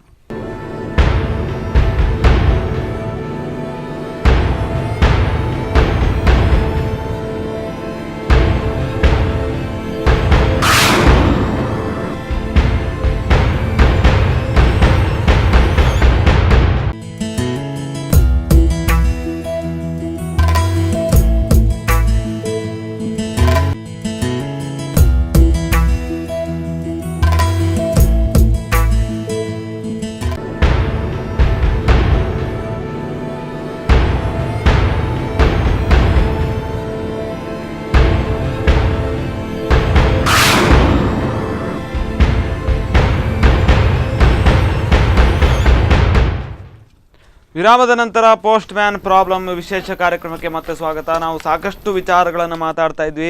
ಈ ಒಂದು ಗ್ರಾಮೀಣ ಪ್ರದೇಶದ ಪೋಸ್ಟ್ ಮ್ಯಾನ್ಗಳಿಗೆ ಇರ್ತಕ್ಕಂಥ ಒಂದು ಸಮಸ್ಯೆಗಳ ಕುರಿತಾಗಿ ಸಾಕಷ್ಟು ಮಾತಾಡಿದ್ರು. ಈಗಾಗಲೇ ನೋಡ್ತಾ ಹೋದರೆ ಸರ್, ನೀವು ಮಾತಾಡ್ತಾ ಇದ್ರಿ ಈ ಒಂದು ಪ್ರಧಾನಮಂತ್ರಿಯವರು ಆಯುಷ್ಮಾನ್ ಭಾರತ ಅಂತಕ್ಕಂಥ ಒಂದು ಯೋಜನೆಗಳು ಅಥವಾ ಒಂದು ಆರೋಗ್ಯ ಕಾರ್ಡ್ಗಳಾಗಿರ್ಬೋದು, ಹೀಗೆ ಸಾಕಷ್ಟು ಯೋಜನೆಗಳನ್ನು ಪೋಸ್ಟ್ ಆಫೀಸ್ ಮೂಲಕವೇ ಕೊಡುವಂಥ ಒಂದು ಪ್ರಯತ್ನಗಳನ್ನು ಕೂಡ ಮಾಡಿದ್ರು. ಯಾಕೆ ಅಂತಂದರೆ ಪ್ರತಿ ಮನೆಯೂ ಕೂಡ ಪೋಸ್ಟ್ ಆಫೀಸಿಂದ ಏನಾದರೂ ಒಂದು ಉಪಯೋಗ ಆಗಲಿ ಮತ್ತು ಪೋಸ್ಟ್ ಆಫೀಸ್ ಅನ್ನುವಂಥದ್ದು ಬೆಳೀಲಿ ಅಂತಕ್ಕಂಥ ಒಂದು ಕಾರಣಕ್ಕೆ. ಯಾಕೆಂತಂದರೆ ಎಲ್ಲರೂ ಕೂಡ ಸಾಮಾಜಿಕ ಜಾಲತಾಣಗಳಲ್ಲಿ ಬ್ಯುಸಿ ಆಗ್ತಾ ಇರ್ತಕ್ಕಂಥ ಈ ಒಂದು ಕಾಲದಲ್ಲಿ ಪೋಸ್ಟ್ ಆಫೀಸ್ ಬೇಕು ಅನ್ನುವಂಥ ಒಂದು ಕಾರಣಕ್ಕಾಗಿ ಇಂಥ ಒಂದು ಒಳ್ಳೊಳ್ಳೆ ಕೆಲಸಗಳನ್ನು ಮಾಡಿದ್ರು. ಹಾಗೆ ನೋಡ್ತಾ ಹೋದರೆ ಇಂಥ ಒಂದು ಏನು ಯೋಜನೆಗಳನ್ನು ನೀವು ತಲುಪಿಸ್ತೀರಿ, ಇದರಿಂದ ನಿಮಗೆ ರೆವೆನ್ಯೂಗಳು ಜಾಸ್ತಿ ಆಗೋದಿಲ್ವಾ ಅಂತ, ನಿಮಗೆ ರೆವೆನ್ಯೂಗಳು ಬರೋದು ಪ್ರಾಫಿಟ್ ಆಗೋದಿಲ್ವಾ ಅಂತ? ಖಂಡಿತವಾಗ್ಲೂ ಸರ್. ಈಗ ಹಾಗಾದ್ರೆ ಬಂದಂತಹ ಪ್ರಾಫಿಟ್ಗಳನ್ನ ಇಲ್ಲಿ ಗ್ರಾಮೀಣ ಪ್ರದೇಶದ ಒಂದು ನೌಕರರಿಗೆ ಹಾಕ್ಬೋದಲ್ಲ ಅಂತ, ಅವರಿಗೆ ಜಾಸ್ತಿ ಮಾಡುವಂತ ಒಂದು ಪ್ರಯತ್ನಗಳನ್ನ ಮಾಡ್ಬೋದಲ್ಲ ಅಂತ, ಯಾಕೆ ಮಾಡ್ತಾ ಇಲ್ಲ ಅಂತ? ಇದು ಬಹಳ ಮುಖ್ಯವಾಗಿ ನಮ್ಮ ಮೇಲಾಧಿಕಾರಿಗಳ ಇಚ್ಛಾಶಕ್ತಿಯ ಕೊರತೆಯಿಂದಾಗಿ ಇದಾಗ್ತದೆ. ಈಗ ಆಯುಷ್ಮಾನ್ ನೀವೀಗ ಏನು ಪ್ರಸ್ತಾಪಿಸಿದ್ದೀರಿ, ಆಯುಷ್ಮಾನ್ ಕಾರ್ಡು 2011 ಜನಗಣತಿಯ ಪ್ರಕಾರವಾದಂಥದ್ದು. ಆ ಒಂದು ವಿಳಾಸವನ್ನು ಹುಡುಕಿಕೊಂಡು ಇದನ್ನು ಜನರಿಗೆ ತಲುಪಿಸುವಂಥ ವ್ಯವಸ್ಥೆ ಮಾಡಿದೆ. ಈಗ ನಮಗೆ ಈಗ ಇಲಾಖೆಯ ವತಿಯಿಂದ ಮಾಡುವಂಥ ಸ್ಪೀಡ್ ಪೋಸ್ಟ್ ಏನಿದೆ ಅದಕ್ಕೆ 41 ರೂಪಾಯಿ ನಾವು ಚಾರ್ಜಸ್ ಮಾಡಿದರೆ, ಇದು ಕೇವಲ ನಮಗೆ ತಿಳಿದಂಥ ಮಾಹಿತಿ ಪ್ರಕಾರ 12 ರೂಪಾಯಿಗೆ ಅದನ್ನು ಅಲ್ಲಿ ಬುಕ್ ಮಾಡಿ ಬಟವಾಡೆ ಮಾಡುವಂಥ ಕಾರ್ಯಕ್ರಮ. ಎಲ್ಲಿವರೆಗೆ ಹೇಳಿದರೆ ವಿಳಾಸ ಇರುವುದಿಲ್ಲ ಅದರಲ್ಲಿ. ಆದರೂ ಕೂಡ ನಮಗೆ ಒತ್ತಡ ಎಷ್ಟೆತ್ತು ಹೇಳಿದ್ರೆ, ಇದು ಪ್ರಧಾನಮಂತ್ರಿ ಅವರದ್ದು ಮಹತ್ವಾಕಾಂಕ್ಷಿ ಯೋಜನೆ, ಇದು ಯಾವುದೇ ಕಾರಣಕ್ಕೆ ನೀವು ಹಿಂದೆ ಕೊಡಲಿಕ್ಕಿಲ್ಲ, ಬಟವಾಡೆ ಮಾಡಲೇಬೇಕಂತ. ಕಡೆ ನಮ್ಮ ಗ್ರಾಮೀಣ ಭಾಗದ ಅಂಚೆ ನೌಕರು ಎಷ್ಟೊಂದು ಪ್ರಾಮಾಣಿಕರಾಗಿ ಒಂದು ಕೆಲಸ ಮಾಡಿದರೆ ಅಂತ ಹೇಳಿದರೆ, ಈ ನಿಟ್ಟಿನಲ್ಲಿ ಹೋಗಿ ಖಂಡಿತವಾಗಿಯೂ ಅವರೊಂದು ಪಂಚಾಯತ್ ಏರಿಯಾಗೆ ಹೋಗಿ ಅಲ್ಲಿಯ ವಿಲೇಜ್ ಅಕೌಂಟಿನ ಹತ್ರ ಅಥವಾ ಗ್ರಾಮ ಸಹಾಯಕ ಹತ್ರ ಆ ಮೆಂಬರ್ಶಿಪ್ ಇದು ವಾರ್ಡ್ ಲಿಸ್ಟ್ ತಗೊಂಡು ಅದರಲ್ಲಿ ವಿಳಾಸವನ್ನು ಬರ್ಕೊಂಡು ಅದನ್ನ ಪತ್ರವನ್ನು ಬಟವಾಡೆ ಪ್ರಾಮಾಣಿಕವಾಗಿ ಮಾಡಿದ್ದಾರೆ. ಬಹುಶಃ ಅವ್ರ ಕೈಯಿಂದ ಕೂಡ ಸಾಕಷ್ಟು ದುಡ್ಡು ಹಾಕಿದ್ದಾರೆ. ಅವರಿಗೆ ಯಾವುದೇ ಮೊಬೈಲ್ ಕೊಡ್ತಾ ಸ್ವಂತ ತನ್ನ ಮೊಬೈಲ್ ಫೋನ್ ಮಾಡಿಕೊಂಡು ಅದು ವಿಳಾಸ ಮುಟ್ಟಿಸುವಂತ ವ್ಯವಸ್ಥೆಯನ್ನು ಮಾಡಿದ್ದಾರೆ. ಯಾಕೆ ಇದು ಮಾಡ್ತಾ ಇದ್ದಾರೆ? ಸರ್ಕಾರ ಗೊತ್ತಿದೆ ಈ ಇವರನ್ನು ಬಳಸ್ಕೊಂಡು ಖಂಡಿತವಾಗಿ ಸೇವೆ ಕೊಡ್ತಾರಂತ. ಆ ನಿಟ್ಟಿನಲ್ಲಿ ಸೇವೆ ತಗೊಂಡ್ರು ಕೂಡ ನೀವು ಹೇಳಿದ ಹಾಗೆ ಬಂದಂಥ ಲಾಭಾಂಶದಲ್ಲಿ ಇವರ ಒಂದು ವೇತನ ಪರಿಷ್ಕರಣೆಗಾಗಿ ಏನಾದರೂ ಇವರ ಶ್ರೇಯೋಭಿಗೋಸ್ಕರ ಏನಾದರೂ ಚಿಂತನೆ ಮಾಡುವಂಥ ಇಚ್ಛಾಶಕ್ತಿ ನಮ್ಮ ಮೇಲಾಧಿಕಾರಿಗಳಿಗೆ ಖಂಡಿತವಾಗಿ ಇಲ್ಲ. ಇವರ ಎಲ್ಲಿ ತುಳಿಲಿಕ್ಕೆ ಸಿಗ್ತದೆ ಅದನ್ನು ನೋಡ್ತಾರೆ ಹೊರತು ಅವರ ಒಂದು ಶ್ರೇಯೋಭಿವೃದ್ಧಿಗೆ ಸಿಗಲ್ಲ. ನಮ್ಮ ಅಂಚೆ ನೌಕರರ ಸಂಘಟನೆಗಳು ಬರೀ ಕೇವಲ ನೌಕರರ ಶ್ರೇಯೋಭಿವೃದ್ಧಿಗೋಸ್ಕರ ಮಾತ್ರ ನಾವು ಯೋಚನೆ ಮಾಡ್ತಿಲ್ಲ. ಜೊತೆಯಲ್ಲಿ ಅಂಚೆ ನೌಕರರ ಸಂಘಟನೆ ಮತ್ತು ಇಲಾಖೆ ಅನ್ನುವಂಥದ್ದು ಒಂದೇ ನಾಣ್ಯದ ಎರಡು ಮುಖಗಳು. ಎರಡೂ ಕೂಡ ಅಭಿವೃದ್ಧಿ ಆಗಬೇಕು. ಇಲಾಖೆ ಕೂಡ ಒಳ್ಳೆಯ ಒಂದು ಉನ್ನತ ಮಟ್ಟಕ್ಕೆ ಬರಬೇಕು, ಒಂದು ಒಳ್ಳೆಯ ಸೇವೆಯನ್ನು ಕೊಡುವಂತಾಗಬೇಕು, ಸುಸ್ಥಿತಿಗೆ ಬರಬೇಕು, ಲಾಭದಾಯಕವಾಗಿ ನಡಿಬೇಕು. ಹಾಗೆಯೇ ಅದೇ ಸಂದರ್ಭದಲ್ಲಿ ಇಲಾಖಾ ನೌಕರರು ಕೂಡ ಅವರ ಒಂದು ಶ್ರೇಯೋಭಿವೃದ್ಧಿಯ ಬಗ್ಗೆ ಕಿಂಚಿತ್ ಕಾಳಜಿ ಇಲಾಖಾ ಅಧಿಕಾರಿಗಳು ಇರಬೇಕು ಅನ್ನೋಂಥದ್ದು ಒಂದೇ ಒಂದು ನಮಗೆ ನಮ್ಮಲ್ಲಿರುವಂಥದ್ದು ಮಾನಸಿಕವಾದಂಥ ಒಂದು ಕಳವಳ. ಎಸ್, ಈ ಒಂದು ಕರೆ ಇದೆ. ಹಲೋ, ಅಂಚೆ ನೌಕರರ ಬಗ್ಗೆ ಅವರು ಒಂದು ಒಳ್ಳೆ ಇದು ಹೇಳಿ ಸರ್. ಒಳ್ಳೆ ಸೇವೆ ಕೊಡ್ತಾ ಇದ್ದಾರಲ್ಲ ಸರ್ ಈಗ? ಹೌದು ಸರ್, ನಿಜವಾಗಿ ಅವರು ಮಾಡಿದಂತ ಸ್ಟ್ರೈಕ್ ನಿಜವಾಗಿ ಸಕ್ಸಸ್ಫುಲ್ ಆಗಿದೆ. ಅದೇ ಅಲ್ವಾ ಸರ್? ಹ್ಯಾಟ್ಸಪ್ ಆಗಿರ್ಬೇಕಂತ ನಾನು ಕೇಳ್ತಾ ಇದ್ದೇನೆ. ಎಸ್ ಎಸ್, ಸ್ಪಂದನ ವಾಹಿನಿಗೆ ಕರೆ ಮಾಡಿದ್ದು ತುಂಬಾ ಧನ್ಯವಾದಗಳು ಸರ್. ಈ ಕುರಿತಾಗಿ ನಾನು ಮತ್ತೆ ಮಾತಾಡ್ತೇನೆ, ಅವರೊಟ್ಟಿಗೆ ಮಾತಾಡ್ತೇನೆ. ಧನ್ಯವಾದಗಳು ಸರ್. ಎಸ್, ಈಗಾಗಲೇ ನೋಡ್ತಾ ಹೋದರೆ ಈ ಒಂದು ಪ್ರೈವೇಟ್ ಲಾಜಿಸ್ಟಿಕ್ ಅಂತ ಹೇಳ್ತಾರೆ. ಅಂತಂದರೆ ಬಹುಶಃ ಪ್ರೈವೇಟ್ ಕಂಪನಿಗಳು ಯಾವ ರೀತಿ ಅವರ ಒಂದು ಲಾಜಿಸ್ಟಿಕ್ಗಳನ್ನು ಬೇರೆ ಬೇರೆ ರೀತಿಯಲ್ಲಿ ಮನೆಗೆ ತಲುಪಿಸುವಂಥ ಒಂದು ಕೆಲಸಗಳನ್ನು ಮಾಡ್ತಾ ಇದೆ, ಅದೇ ರೀತಿಯಲ್ಲಿ ಪೋಸ್ಟ್ ಆಫೀಸ್ ಆ ಒಂದು ಕೆಲಸವನ್ನು ಮಾಡೋದಕ್ಕೆ ಆಗೋದಿಲ್ವಾ ಅಂತ? ಖಂಡಿತವಾಗಿ ಆಗ ಮಾಡಿದಾಗ ನಿಮಗೆ ಒಂದು ಪ್ರಾಫಿಟ್ಗಳು ಕೂಡ ಇನ್ನೂ ಜಾಸ್ತಿ ಆಗುತ್ತೆ. ಮನೆಗೂ ಕೂಡ ಪೋಸ್ಟ್ ಆಫೀಸ್ ಬರುವಂಥ ಒಂದು ಪ್ರಯತ್ನಗಳಾಗುತ್ತೆ. ಅಂದರೆ ಈಗ ಸಾಕಷ್ಟು ಮನೆಗಳಿಗೆ ಪೋಸ್ಟ್ಗಳು ಎಲ್ಲೂ ಯಾವುದು ಕೂಡ ಹೋಗ್ತಾ ಇಲ್ಲ, ಅಂದರೆ ಅವರು ತರಿಸುವಂಥ ಒಂದು ಪ್ರಯತ್ನಗಳು ಕೂಡ ಒಂದು ಮಾಡ್ತಾ ಇಲ್ಲ. ಇಂಥ ಒಂದು ಪ್ರೈವೇಟ್ ಲಾಜಿಸ್ಟಿಕ್ಗಳ ಮೂಲಕ ಮಾಡ್ತಾ ಹೋದರೆ ನಿಮ್ಮ ಒಂದು ಪ್ರಾಫಿಟ್ಗಳು ಕೂಡ ಜಾಸ್ತಿಯಾಗಿ ಅವರಿಗೂ ಕೂಡ ಹಣ ಸಂಗ್ರಹ ಆಗುತ್ತೆ. ಅದರಿಂದ ಗ್ರಾಮೀಣ ಪ್ರದೇಶದ ಪೋಸ್ಟ್ಮ್ಯಾನ್ಗಳಿಗೂ ಕೂಡ ಹಣವನ್ನು ಹಂಚುವ ನಿಟ್ಟಿನಲ್ಲಿ ಕೆಲಸಗಳನ್ನೆಲ್ಲ ಆರಂಭಿಸಬಹುದಲ್ಲ ಅಂತ. ಖಂಡಿತವಾಗಿ ಈ ನಿಟ್ಟಿನಲ್ಲಿ ಇಲಾಖೆ ಈಗಾಗಲೇ ಕಾರ್ಯಪ್ರವೃತ್ತ ಆಗಿದೆ. ಸುಮಾರು ಹೆಜ್ಜೆಗಳಷ್ಟು ಮುಂದೆ ಹೋಗಿ ಆಗಿದೆ. ಈಗ ಏನಿರುವುದು ಅಮೆಜಾನ್ ಇರ್ಬೋದು, ಫ್ಲಿಪ್ಕಾರ್ಟ್ ಇರ್ಬೋದು, ಅದರಲ್ಲಿ ಟೈಪ್ ಮಾಡಿಕೊಂಡು ಲಾಜಿಸ್ಟಿಕ್ ಕೂಡ ನಾವು ಅದು ಕೈ ಹಾಕಿದ್ದೇವೆ. ನಮ್ಮಲ್ಲಿ ಏನಾದರೆ ವ್ಯವಸ್ಥೆಗಳು ಇವೆ. ನಿಮಗೆ ಈಸಿ ನಮ್ಮಲ್ಲಿ ಹೋಗುವಂಥ ಬಟವಾಡೆಯ ಒಂದು ಅಂಚೆ ಟಪಾಲು ವ್ಯವಸ್ಥೆ ಏನಿದೆ ಅದರಲ್ಲೇ ಮಾಡ್ಬೋದು. ಈಗ ಅದರಲ್ಲಿ ನಾನು ಕೂಡ ತೊಡಗಿಸಿಕೊಂಡವ. ಮಣಿಪಾಲ ಪವರ್ ಪ್ರೆಸ್ನಲ್ಲಿ ಏನು ಕೊರಿಯರ್ನವರು ಬಂದು ಲಾಜಿಸ್ಟಿಕ್ ಪೋಸ್ಟ್ ಮಾಡ್ತಾರೆ ನೋಡಿ, ಅದೇ ಥರನಾಗಿ ಮೊದಲಿಗೆ ಕೊಯಮತ್ತೂರಿಗೆ ನಾವು ಸ್ಟಾರ್ಟ್ ಮಾಡಿದ್ವಿ. ನಾವು ಲಾಜಿಸ್ಟಿಕ್ಗಳನ್ನು ತಗೊಂಡೋಗಿ ಅಲ್ಲಿಂದ ನಾವು ಮಂಗಳೂರಿಗೆ ರೈಲ್ವೆ ಸ್ಟೇಷನ್ ತಗೊಂಡು ಅಲ್ಲಿ ರೋಡ್ ಹಾಕೊಂಡು ಕಂಪಾರ್ಟ್ಮೆಂಟ್ ಹಾಕ್ಕೊಂಡು ನಾವು ಸಿಕ್ಕಾಪಟ್ಟೆ ಒದ್ದಾಟ ಮಾಡಿದ್ವಿ. ನನ್ನ ಪರ್ಸನಲ್ ಎಕ್ಸ್ಪೀರಿಯನ್ಸ್. ನಾವು ರಾತ್ರಿ 2 ಗಂಟೆ ರಾತ್ರಿಗೆ ನಾವು ವಾಪಸ್ ಬಂದಿದ್ವಿ, ಮಂಗಳೂರು ರೈಲ್ವೆ ಸ್ಟೇಷನ್ ಬಂದಿದ್ದೇವೆ. ನಾವು ಅಧಿಕಾರಿ ವರ್ಗದವರು ಕೂಡ ನಮ್ಮ ಜೊತೆಗೆ ಕೈ ಜೋಡಿಸಿ ಅವರು ಕೂಡ ಶರ್ಟ್ ಬಿಚ್ಚಿ ಲಾರಿಗೆ 809 ಬ್ಯಾಗ್ಗಳನ್ನು ಹಾಕೊಂಡು ಮಾಡಿದ್ದೇವೆ. ಈ ನಿಟ್ಟಿನಲ್ಲಿ ಕೂಡ ಲಾಭಾಂಶವನ್ನು ಪಡೆದಿದೆ. ಈ ಫ್ಲಿಪ್ಕಾರ್ಟ್ ಏನಿದೆ, ಅಮೆಜಾನ್ ಇದೆ, ಒಳ್ಳೆಯ ಒಂದು ಕ್ಲಿಪ್ ಆಗಿದೆ ಅದರಲ್ಲಿ. ಅದಕ್ಕೋಸ್ಕರ ಸಪರೇಟ್ ಕೂಡ ಒಂದು ಬಿಸ್ನೆಸ್ ಹಬ್ಬನ್ನು ಕೂಡ ಇಲಾಖೆ ಮಾಡಿದೆ. ಅದರಲ್ಲಿ ಕೂಡ ಕಮಿಷನ್. ಅನೇಕ ವಿಚಾರಗಳಲ್ಲಿ ಹೊಸ ನವನವೀನ ಯೋಜನೆಗಳನ್ನು ಇವತ್ತು ತನ್ನ ಇಲಾಖೆ ತನ್ನ ತೆಕ್ಕೆಯೊಳಗೆ ಸೇರಿಸಿಕೊಂಡು ವಿದ್ಯುನ್ಮಾನದ ದಾಂಗುಡಿಯಲ್ಲಿ ಮುನ್ನಡೆಸಿದ್ರು ಕೂಡ ಅನೇಕ ಯೋಜನೆಗಳನ್ನು ಮಾಡ್ತಿದೆ. ಇಲ್ಲಿ ಒಂದೇ ಒಂದು ಕೊರತೆ ಹೇಳಿದರೆ ಅವರು ಮಾಡುವ ಯೋಜನೆಗಳು ಅಲ್ಲಿ ಉನ್ನತ ಮಟ್ಟದಲ್ಲಿ ಒಳಗೆ ಕೂತ್ಕೊಂಡು ಮಾಡುವಂಥದ್ದು. ಇಲ್ಲಿ ನಾವು ಕೆಳಮಟ್ಟದ ನೌಕರ ವರ್ಗ ಏನಿದೆ ಗ್ರಾಸ್ ರೂಟ್ ಲೆವೆಲ್ನಲ್ಲಿ, ಗ್ರೌಂಡ್ ಲೆವೆಲ್ನಲ್ಲಿ ನಾವು ಕೊಡುವಂಥ ಒಂದು ಸಣ್ಣ ಒಂದು ಅಭಿಪ್ರಾಯವನ್ನು ಅವರು ಗಣನೆಗೆ ತಗೊಂಡುಕೊಂಡ್ರೆ ಖಂಡಿತ ಇಲಾಖೆ ಇವತ್ತು ಉನ್ನತ ಮಟ್ಟಕ್ಕೆ ಅಲ್ಲಿ ಎರಡು ಮಾತಿಲ್ಲ. ಒಂದು ಕರೆ ಇದೆ ಸರ್. ಹಲೋ ಹಲೋ ಹಲೋ, ಎಲ್ಲಿಂದ ಕರೆ ಮಾಡ್ತಾ ಇದ್ದೀರಿ ಸರ್? ನಿಮ್ಮ ಹೆಸರು? ಅಮ್ಮನಿಂದ ಗಂಗಾಧರ ಪೂಜಾರಿ. ಹೆಸರು ಹೇಳಿ ಸರ್. ಪೋಸ್ಟ್ಮ್ಯಾನ್ಗಳಿಗೆ ಗ್ರಾಮಾಂತರದಲ್ಲಿ ಎಷ್ಟು ಕೆಲಸ ಉಂಟು ಅಂತ ನನಗೆ ಗೊತ್ತುಂಟು. ನಾನು ಪೋಸ್ಟ್ಮ್ಯಾನ್ ಅಲ್ಲ, ಆದ್ರೂ ಎಷ್ಟು ಕೆಲಸ ಉಂಟು ಅಲ್ಲಿ ಪ್ರದೇಶದಲ್ಲಿ. ರೋಡ್ ಇಲ್ಲ, ಮನೆಗೆ ಕೂಡಿ ಪ್ರತಿ ಒಂದನ್ನು ತಲುಪಿಸ್ಬೇಕು. ಈ ದೇವಸ್ಥಾನದ ಕಾಗದ ಬಂದ್ರೆ ತಲುಪಿಸ್ಬೇಕು, ಮದುವೆ ಕಾಗದ ಬಂದ್ರೆ ತಲುಪಿಸ್ಬೇಕು. ಮತ್ತೆ ಈ ಪಿಂಚಣಿ ಒಂದು ಸರ್ಕಾರದಿಂದ ಅವಾಗ ಬಂದಿದೆ, ಒಂದು ಯಾರ ಉತ್ತರ ಕನ್ನಡದಲ್ಲಿ ಗುಳುಂ ಮಾಡಿದ್ರಂತ. ಆವಾಗ ನಾನೇ ಹೇಳ್ದೆ ಇವರನ್ನು ಈ ಮುದುಕರನ್ನೆಲ್ಲ ಎಲ್ಲಿ ಬ್ಯಾಂಕಿಗೆ ಕಳಿಸುವುದು ಅಂದ್ರೆ ಅಲ್ಲಿ ಅಂತವ್ರಿಲ್ಲ. ದಕ್ಷಿಣ ಕನ್ನಡ ಉಡುಪಿ ಜಿಲ್ಲೆಯಂತವ್ರು ಪೋಸ್ಟ್ ಮ್ಯಾನ್ಗಳು ಇಷ್ಟರವರೆಗೆ ಸಿಗ್ಲಿಲ್ಲ ಗುಳುಂ ಮಾಡುವವರು. ಆದ್ರೆ ಆ ಸರ್ಕಾರ ಎಲ್ರಿಗೂ ಒಂದೇ ರೀತಿ ಅದು ಕಟ್ ಮಾಡಿದ್ದಾರೆ ಅದನ್ನು. ಅದಲ್ಲದೆ ಈ ಅಂಚಂತಲ್ಲ, ಪ್ರತಿ ನಮ್ಮ ಪಂಚಾಯತ್ ನಲ್ಲಾಗ್ಲಿ ಎಲ್ಲಾಗ್ಲಿ ಕೆಳಗಿನ ಅಧಿಕಾರಿಗಳಿಗೆ ಏನೂ ಬೆಲೆ ಇಲ್ಲ. ನಾನು ನೋಡುವ ದೃಷ್ಟಿಯಲ್ಲಿ ಅವರಿಗೆ ಕೆಲಸ ಮಾತ್ರ ಸೀಮಿತ. ಮೇಲಧಿಕಾರಿಗೆ ಬೇಕಾದಷ್ಟು ಸಂಬಳ ಉಂಟು. ಅವ್ರು ಹೇಳ್ದಾಗೆ ರಾಜಕೀಯದವರಿಗೆ ಅವರಿಗೆ ಗೊತ್ತಾಗಲ್ಲ, ಅವರಿಗೆ ಇವರು ಏರುವುದಿಲ್ವೋ ಇಲ್ವೋ ಗೊತ್ತಿಲ್ಲ ಮೇಲಧಿಕಾರಿಗಳು. ಈಗೆಲ್ಲ ಚಿಂತಾಜನ ಸ್ಥಿತಿಯಲ್ಲಿ ಇಂಡಿಯಾದಲ್ಲಿ ಇದ್ದಾರೆ ಕೆಳಗಿನವರು. ಎಲ್ಲ ಕೆಲಸದಲ್ಲಿ ಕೆಲ ಮಟ್ಟದಲ್ಲಿ ಇರುವ ಅಧಿಕಾರಿ ವರ್ಗದವರು ಚಿಂತಾ ಸ್ಥಿತಿಯಲ್ಲಿ ಈಗಲೂ ಇದ್ದಾರೆ. ಇವರು ಹೇಳಿಕ್ಕಿಲ್ಲ, ಸರ್ಕಾರನು ಇದಕ್ಕೆ ಏನು ಮಾಡುವುದಿಲ್ಲ. ಅವರನ್ನು ದೊಡ್ಡವರಿಗೆ ಮಾತ್ರ ಅವರಿಗೆ ಸಂಬಳ ಏರ್ತಲಿದೆ, ವರ್ಷ ಪ್ರತಿಯೊಂದನ್ನು ಪಾಲಿಸ್ತಾರೆ, ಕೇಂದ್ರ ಸರ್ಕಾರ ಆಗಲಿ ರಾಜ್ಯ ಸರ್ಕಾರ ಆಗಲಿ. ಧನ್ಯವಾದಗಳು ಸರ್. ಈ ಕುರಿತಾಗಿ ನಾನು ಮತ್ತೆ ಚರ್ಚೆಯನ್ನು ಮಾಡ್ತೇನೆ. ಧನ್ಯವಾದಗಳು. ಈಗಾಗಲೇ ನೋಡ್ತಾ ಹೋದ್ರೆ ಅವರು ಸಾಕಷ್ಟು ಕಷ್ಟದಲ್ಲಿರ್ತಕ್ಕಂಥದ್ದು, ತಳಮಟ್ಟದ ಒಂದು ಕೆಲಸಗಾರರು ಸಾಕಷ್ಟು ಕಷ್ಟದಲ್ಲಿದ್ದಾರೆ ಅಂತ. ಅದೇ ರೀತಿಯಲ್ಲಿ ಅಂಚೆ ನೌಕರರು ಕೂಡ ಬಂದು ಸಾಕಷ್ಟು ಕಷ್ಟದಲ್ಲೇ ಇದ್ದಾರೆ.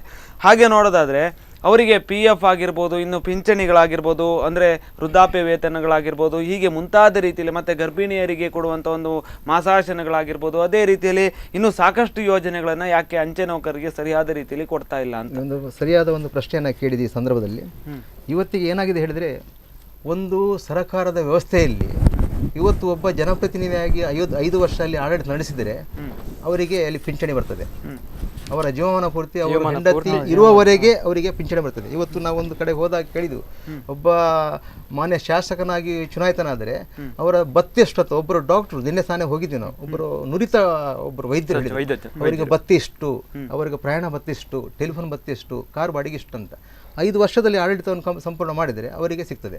ಅವರ ವೇತನ ಪರಿಷ್ಕರಣೆಗಾಗಿ ಇವತ್ತು ರಾಜ್ಯಸಭೆ ಪಾರ್ಲಿಮೆಂಟ್ನ ಇರ್ಬೋದು ಅಥವಾ ವಿಧಾನಸಭೆಯಲ್ಲಿ ಇರಲಿ, ಒಕ್ಕೊಲಿನಿಂದ ಅವರು ಪಕ್ಷಾತೀತವಾಗಿ ಯಾವುದೇ ಒಂದು ತಪ್ಪು ಅಡಚಣೆ ಮಾಡದೆ ಅವರೆಲ್ಲ ಸಂಬಳದ ವೇತನ ಪರಿಷ್ಕರಣೆಯಾಗಿ ಒಕ್ಕಲಿನಿಂದ ಹೋರಾಟವನ್ನು ಮಾಡಿಕೊಂಡು ವೆರಿ ನೆಕ್ಸ್ಟ್ ಡೇ ಅನುಮೋದನೆ ಸಿಗ್ತದೆ.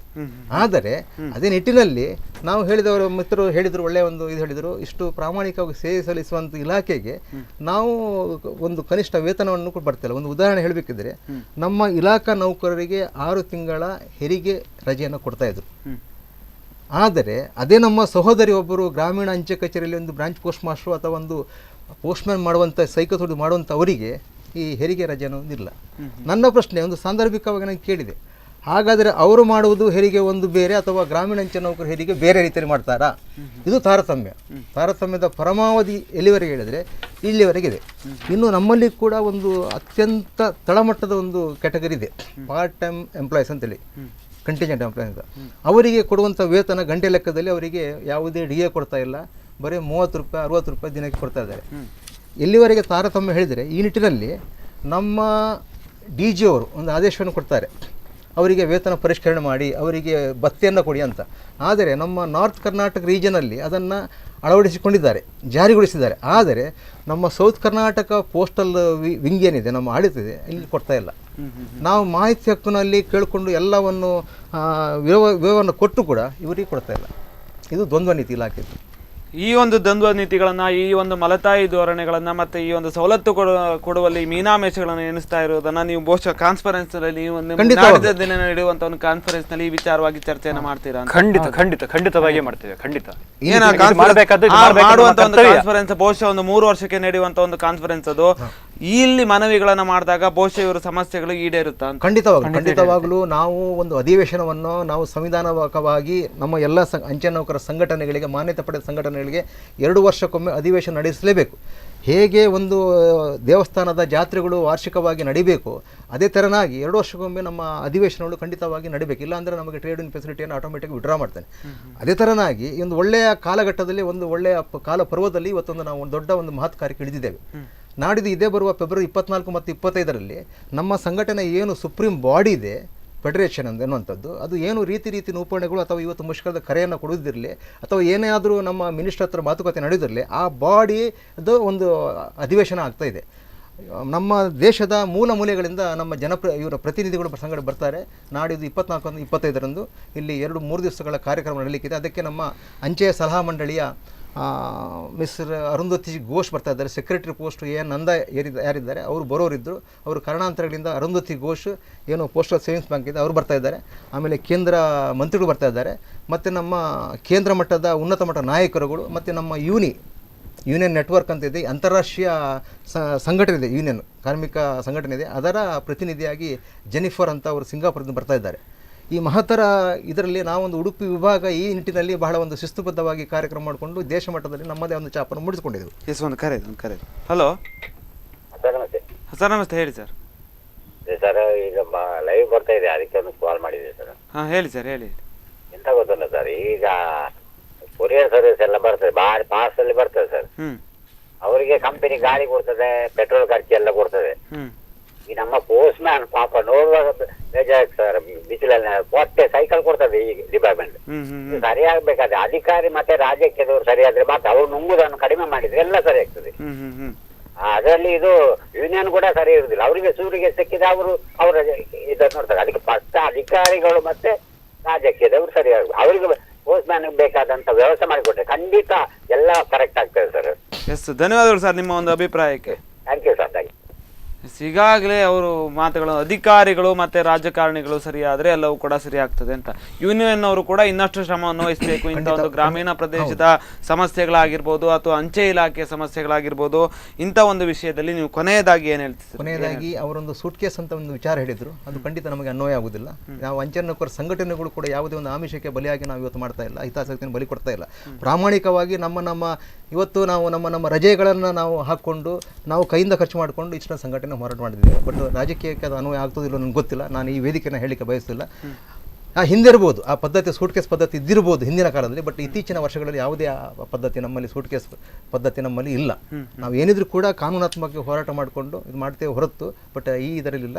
ಖಂಡಿತವಾಗ್ಲೂ ನಾಡಿದ್ದು ಬರುವಂಥ ನಮ್ಮದು ಏನು ಮಹತ್ತರವಾದ ಒಂದು ಅಧಿವೇಶನ ಇದೆ, ಅಲ್ಲಿ ನಮ್ಮ ಜನರ ಸಾಮಾನ್ಯ ಸಮಸ್ಯೆಗಳು ಇರ್ಬೋದು. ಇವತ್ತಿಗೆ ನೀವು ಹೇಳಬೇಕಿದ್ರೆ ಈ ಗ್ರಾಮೀಣ ಅಂಚೆ ನೌಕರ ಬಗ್ಗೆ ಹೇಳಬೇಕಾದ್ರೆ ಇವತ್ತು ಎಷ್ಟೋ ಉಡುಪಿ ವಿಭಾಗದಲ್ಲಿ 62 ಪೋಸ್ಟ್ಗಳು ಖಾಲಿವೆ. ಇದಕ್ಕೆ ಏನು ಮಾಡಿದೆ, ಹಿಂದೆ ಒಂದು ಪದ್ಧತಿ ಇತ್ತು. ಆ ರೆವಿನ್ಯೂ ಒಂದು ವಿಲೇಜ್ ಏನಿದೆ ಆ ವ್ಯಾಪ್ತಿ ಒಳಗಡೆ ಅವರನ್ನು ನೇಮಕ ಮಾಡುವಂಥದ್ದು. ಇವಾಗ ಎಲ್ಲಿವರೆಗೆ ಮಂಗ ಮಾಡಿದರೆ ಆನ್ಲೈನ್ ರಿಕ್ರೂಟ್ಮೆಂಟ್ ಮಾಡಿಕೊಂಡು ಆ ಒಂದು ಪೋಸ್ಟಿಗೆ ಅವರಿಗೆ ವೇತನ ಎಷ್ಟು ಗಂಟೆ ವೇತನದನ್ನು ನಿಗದಿಪಡಿಸದೆ ಕೇಳದೆ ಅಲ್ಲಿ ಎಲ್ಲಿಂದಲೇ ಬರ್ತಾರೆ, ಕರ್ನಾಟಕದ ಎಲ್ಲೆಲ್ಲಿಂದ ಬರ್ಕೊಂಡು ಇಲ್ಲಿ ಮಾಡ್ತಾರೆ. ಅವರಿಗೆ ಭಾಷೆ ಗೊತ್ತಿರೋದಿಲ್ಲ, ಏರಿಯಾ ಗೊತ್ತಿರೋದಿಲ್ಲ. ಆದ್ದರಿಂದಾಗಿ ತುಂಬ ಪಬ್ಲಿಕ್ ಸರ್ವಿಸ್ ತುಂಬ ತೊಂದರೆ ಆಗ್ತಾಯಿದೆ. ಈ ನಿಟ್ಟಿನಲ್ಲಿ ನಮ್ಮ ವಿಲೇಜ್ ಮಟ್ಟದ ಹಿಂದಿನ ಪದ್ಧತಿಯಲ್ಲಿ ಮಾಡಿಕೊಂಡ್ರೆ ಖಂಡಿತವಾಗಿ ಒಂದು ಸೇವೆ ಒಳ್ಳೆ ರೀತಿಯಲ್ಲಿ ಸಿಗ್ಬೋದು.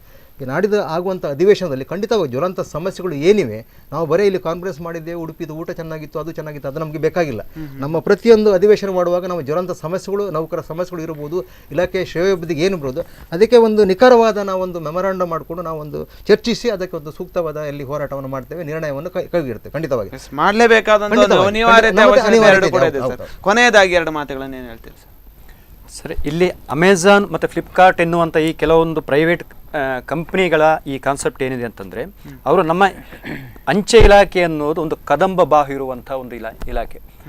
ದೇಶದ ಮೂಲೆ ಮೂಲೆಗಳಿಗೂ ನಿಮಗೊಂದು ಪತ್ರ ಆಗಲಿ, ಏನೇ ಒಂದು ಪಾರ್ಸೆಲ್ ಅಥವಾ ಏನೇ ಒಂದು ನಮ್ಮ ವ್ಯವಸ್ಥೆ ಇದಾಗಲಿ ಅದನ್ನು ತಲುಪಿಸಬೇಕು ಅಂತಂದರೆ ಅದು ಅಂಚೆ ಇಲಾಖೆಯಿಂದ ಮಾತ್ರ ಸಾಧ್ಯ. ಗೊತ್ತಾಯ್ತಾ? ಇನ್ನೊಂದಂದ್ರೆ ಈ ಸಿಟಿಗಳಲ್ಲಿ, ನಗರ ಪ್ರದೇಶಗಳಲ್ಲಿ ಈ ಅಮೆಝಾನ್, ಫ್ಲಿಪ್ಕಾರ್ಟ್ ಮತ್ತು ನಿಮ್ಮ ಬೇರೆ ಯಾವುದೆಲ್ಲ ಕಂಪನೀಸ್ ಉಂಟು ಅವುಗಳು ತೆಕ್ಕೊಳ್ಳುವಾಗ ಕೂಡ ಅಂದರೆ ಅವರು ಈಗ ಒಬ್ಬ ಕಸ್ಟಮರ್ ಬರ್ತಾನೆ, ಬಂದು ಬುಕ್ ಮಾಡ್ತಾನೆ. ಬುಕ್ ಮಾಡುವಾಗ ಮೊದಲು ಅವರು ಕೇಳುವಂಥದ್ದು ಎಲ್ಲಿಗೆ? ಬೆಂಗಳೂರು ಆಯಿತು, ಇದೆಲ್ಲಿಗೆ? ಉಡುಪಿಯಲ್ಲಿ ಎಲ್ಲಿ?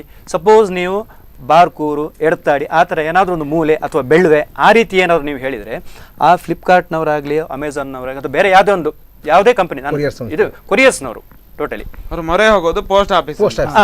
ಅಂದರೆ ಅವರಂತೂ ನಮಗೆ ತಗೊಳ್ಳಿಕ್ಕಾಗೋದಿಲ್ಲ. ಅವರು ಸಪೋಸ್ ತಗೊಂಡ್ರು, ಅವರು ಮತ್ತೆ ಬೇರೆ ಪ್ಯಾಕ್ ಮಾಡಿ ಬೇರೆ ಅಡ್ರೆಸ್ ಬರೆದು ಪೋಸ್ಟ್ ಆಫೀಸಿಗೆ ತಂದು ಪೋಸ್ಟ್ ಆಫೀಸ್ನಲ್ಲಿ ಬುಕ್ ಮಾಡಿ ಕಳಿಸಿದಂಥ ಎಷ್ಟೋ ನಿದರ್ಶನಗಳು ಇದೆ. ಹಾಗಾಗಿ ಅದನ್ನೇ ಪೋಸ್ಟ್ ಆಫೀಸ್ ಮಾಡಿದಾಗ ನಾವು ಅಧಿಕಾರಿ ವರ್ಗಕ್ಕೆ ಈ ನಿಮ್ಮ ಒಂದು ವಾಹಿನಿಯ ಮೂಲಕ ಆಗ್ರಹಿಸಿದ ಏನಂದ್ರೆ, ನೀವು ಬರೇ ಇವತ್ತು ಟೈಅಪ್ ಮಾಡ್ಕೊಳ್ತೀರಾ, ದಿಕ್ಕು ಯೋಚನೆಗಳು ಇರಲ್ಲದೆ ಗೊತ್ತು ಗುರಿಲ್ಲದ ಯೋಚನೆ ಮಾಡ್ತಾರೆ, ಬರೀ ಅರ್ಧ ಪೈಸೆ 1 ಪೈಸೆ ಕೊಡು ನೆಕ್ಕುವಂಥದ್ದು ಆ ಕೆಲಸ ಮಾಡ್ತಾರೆ.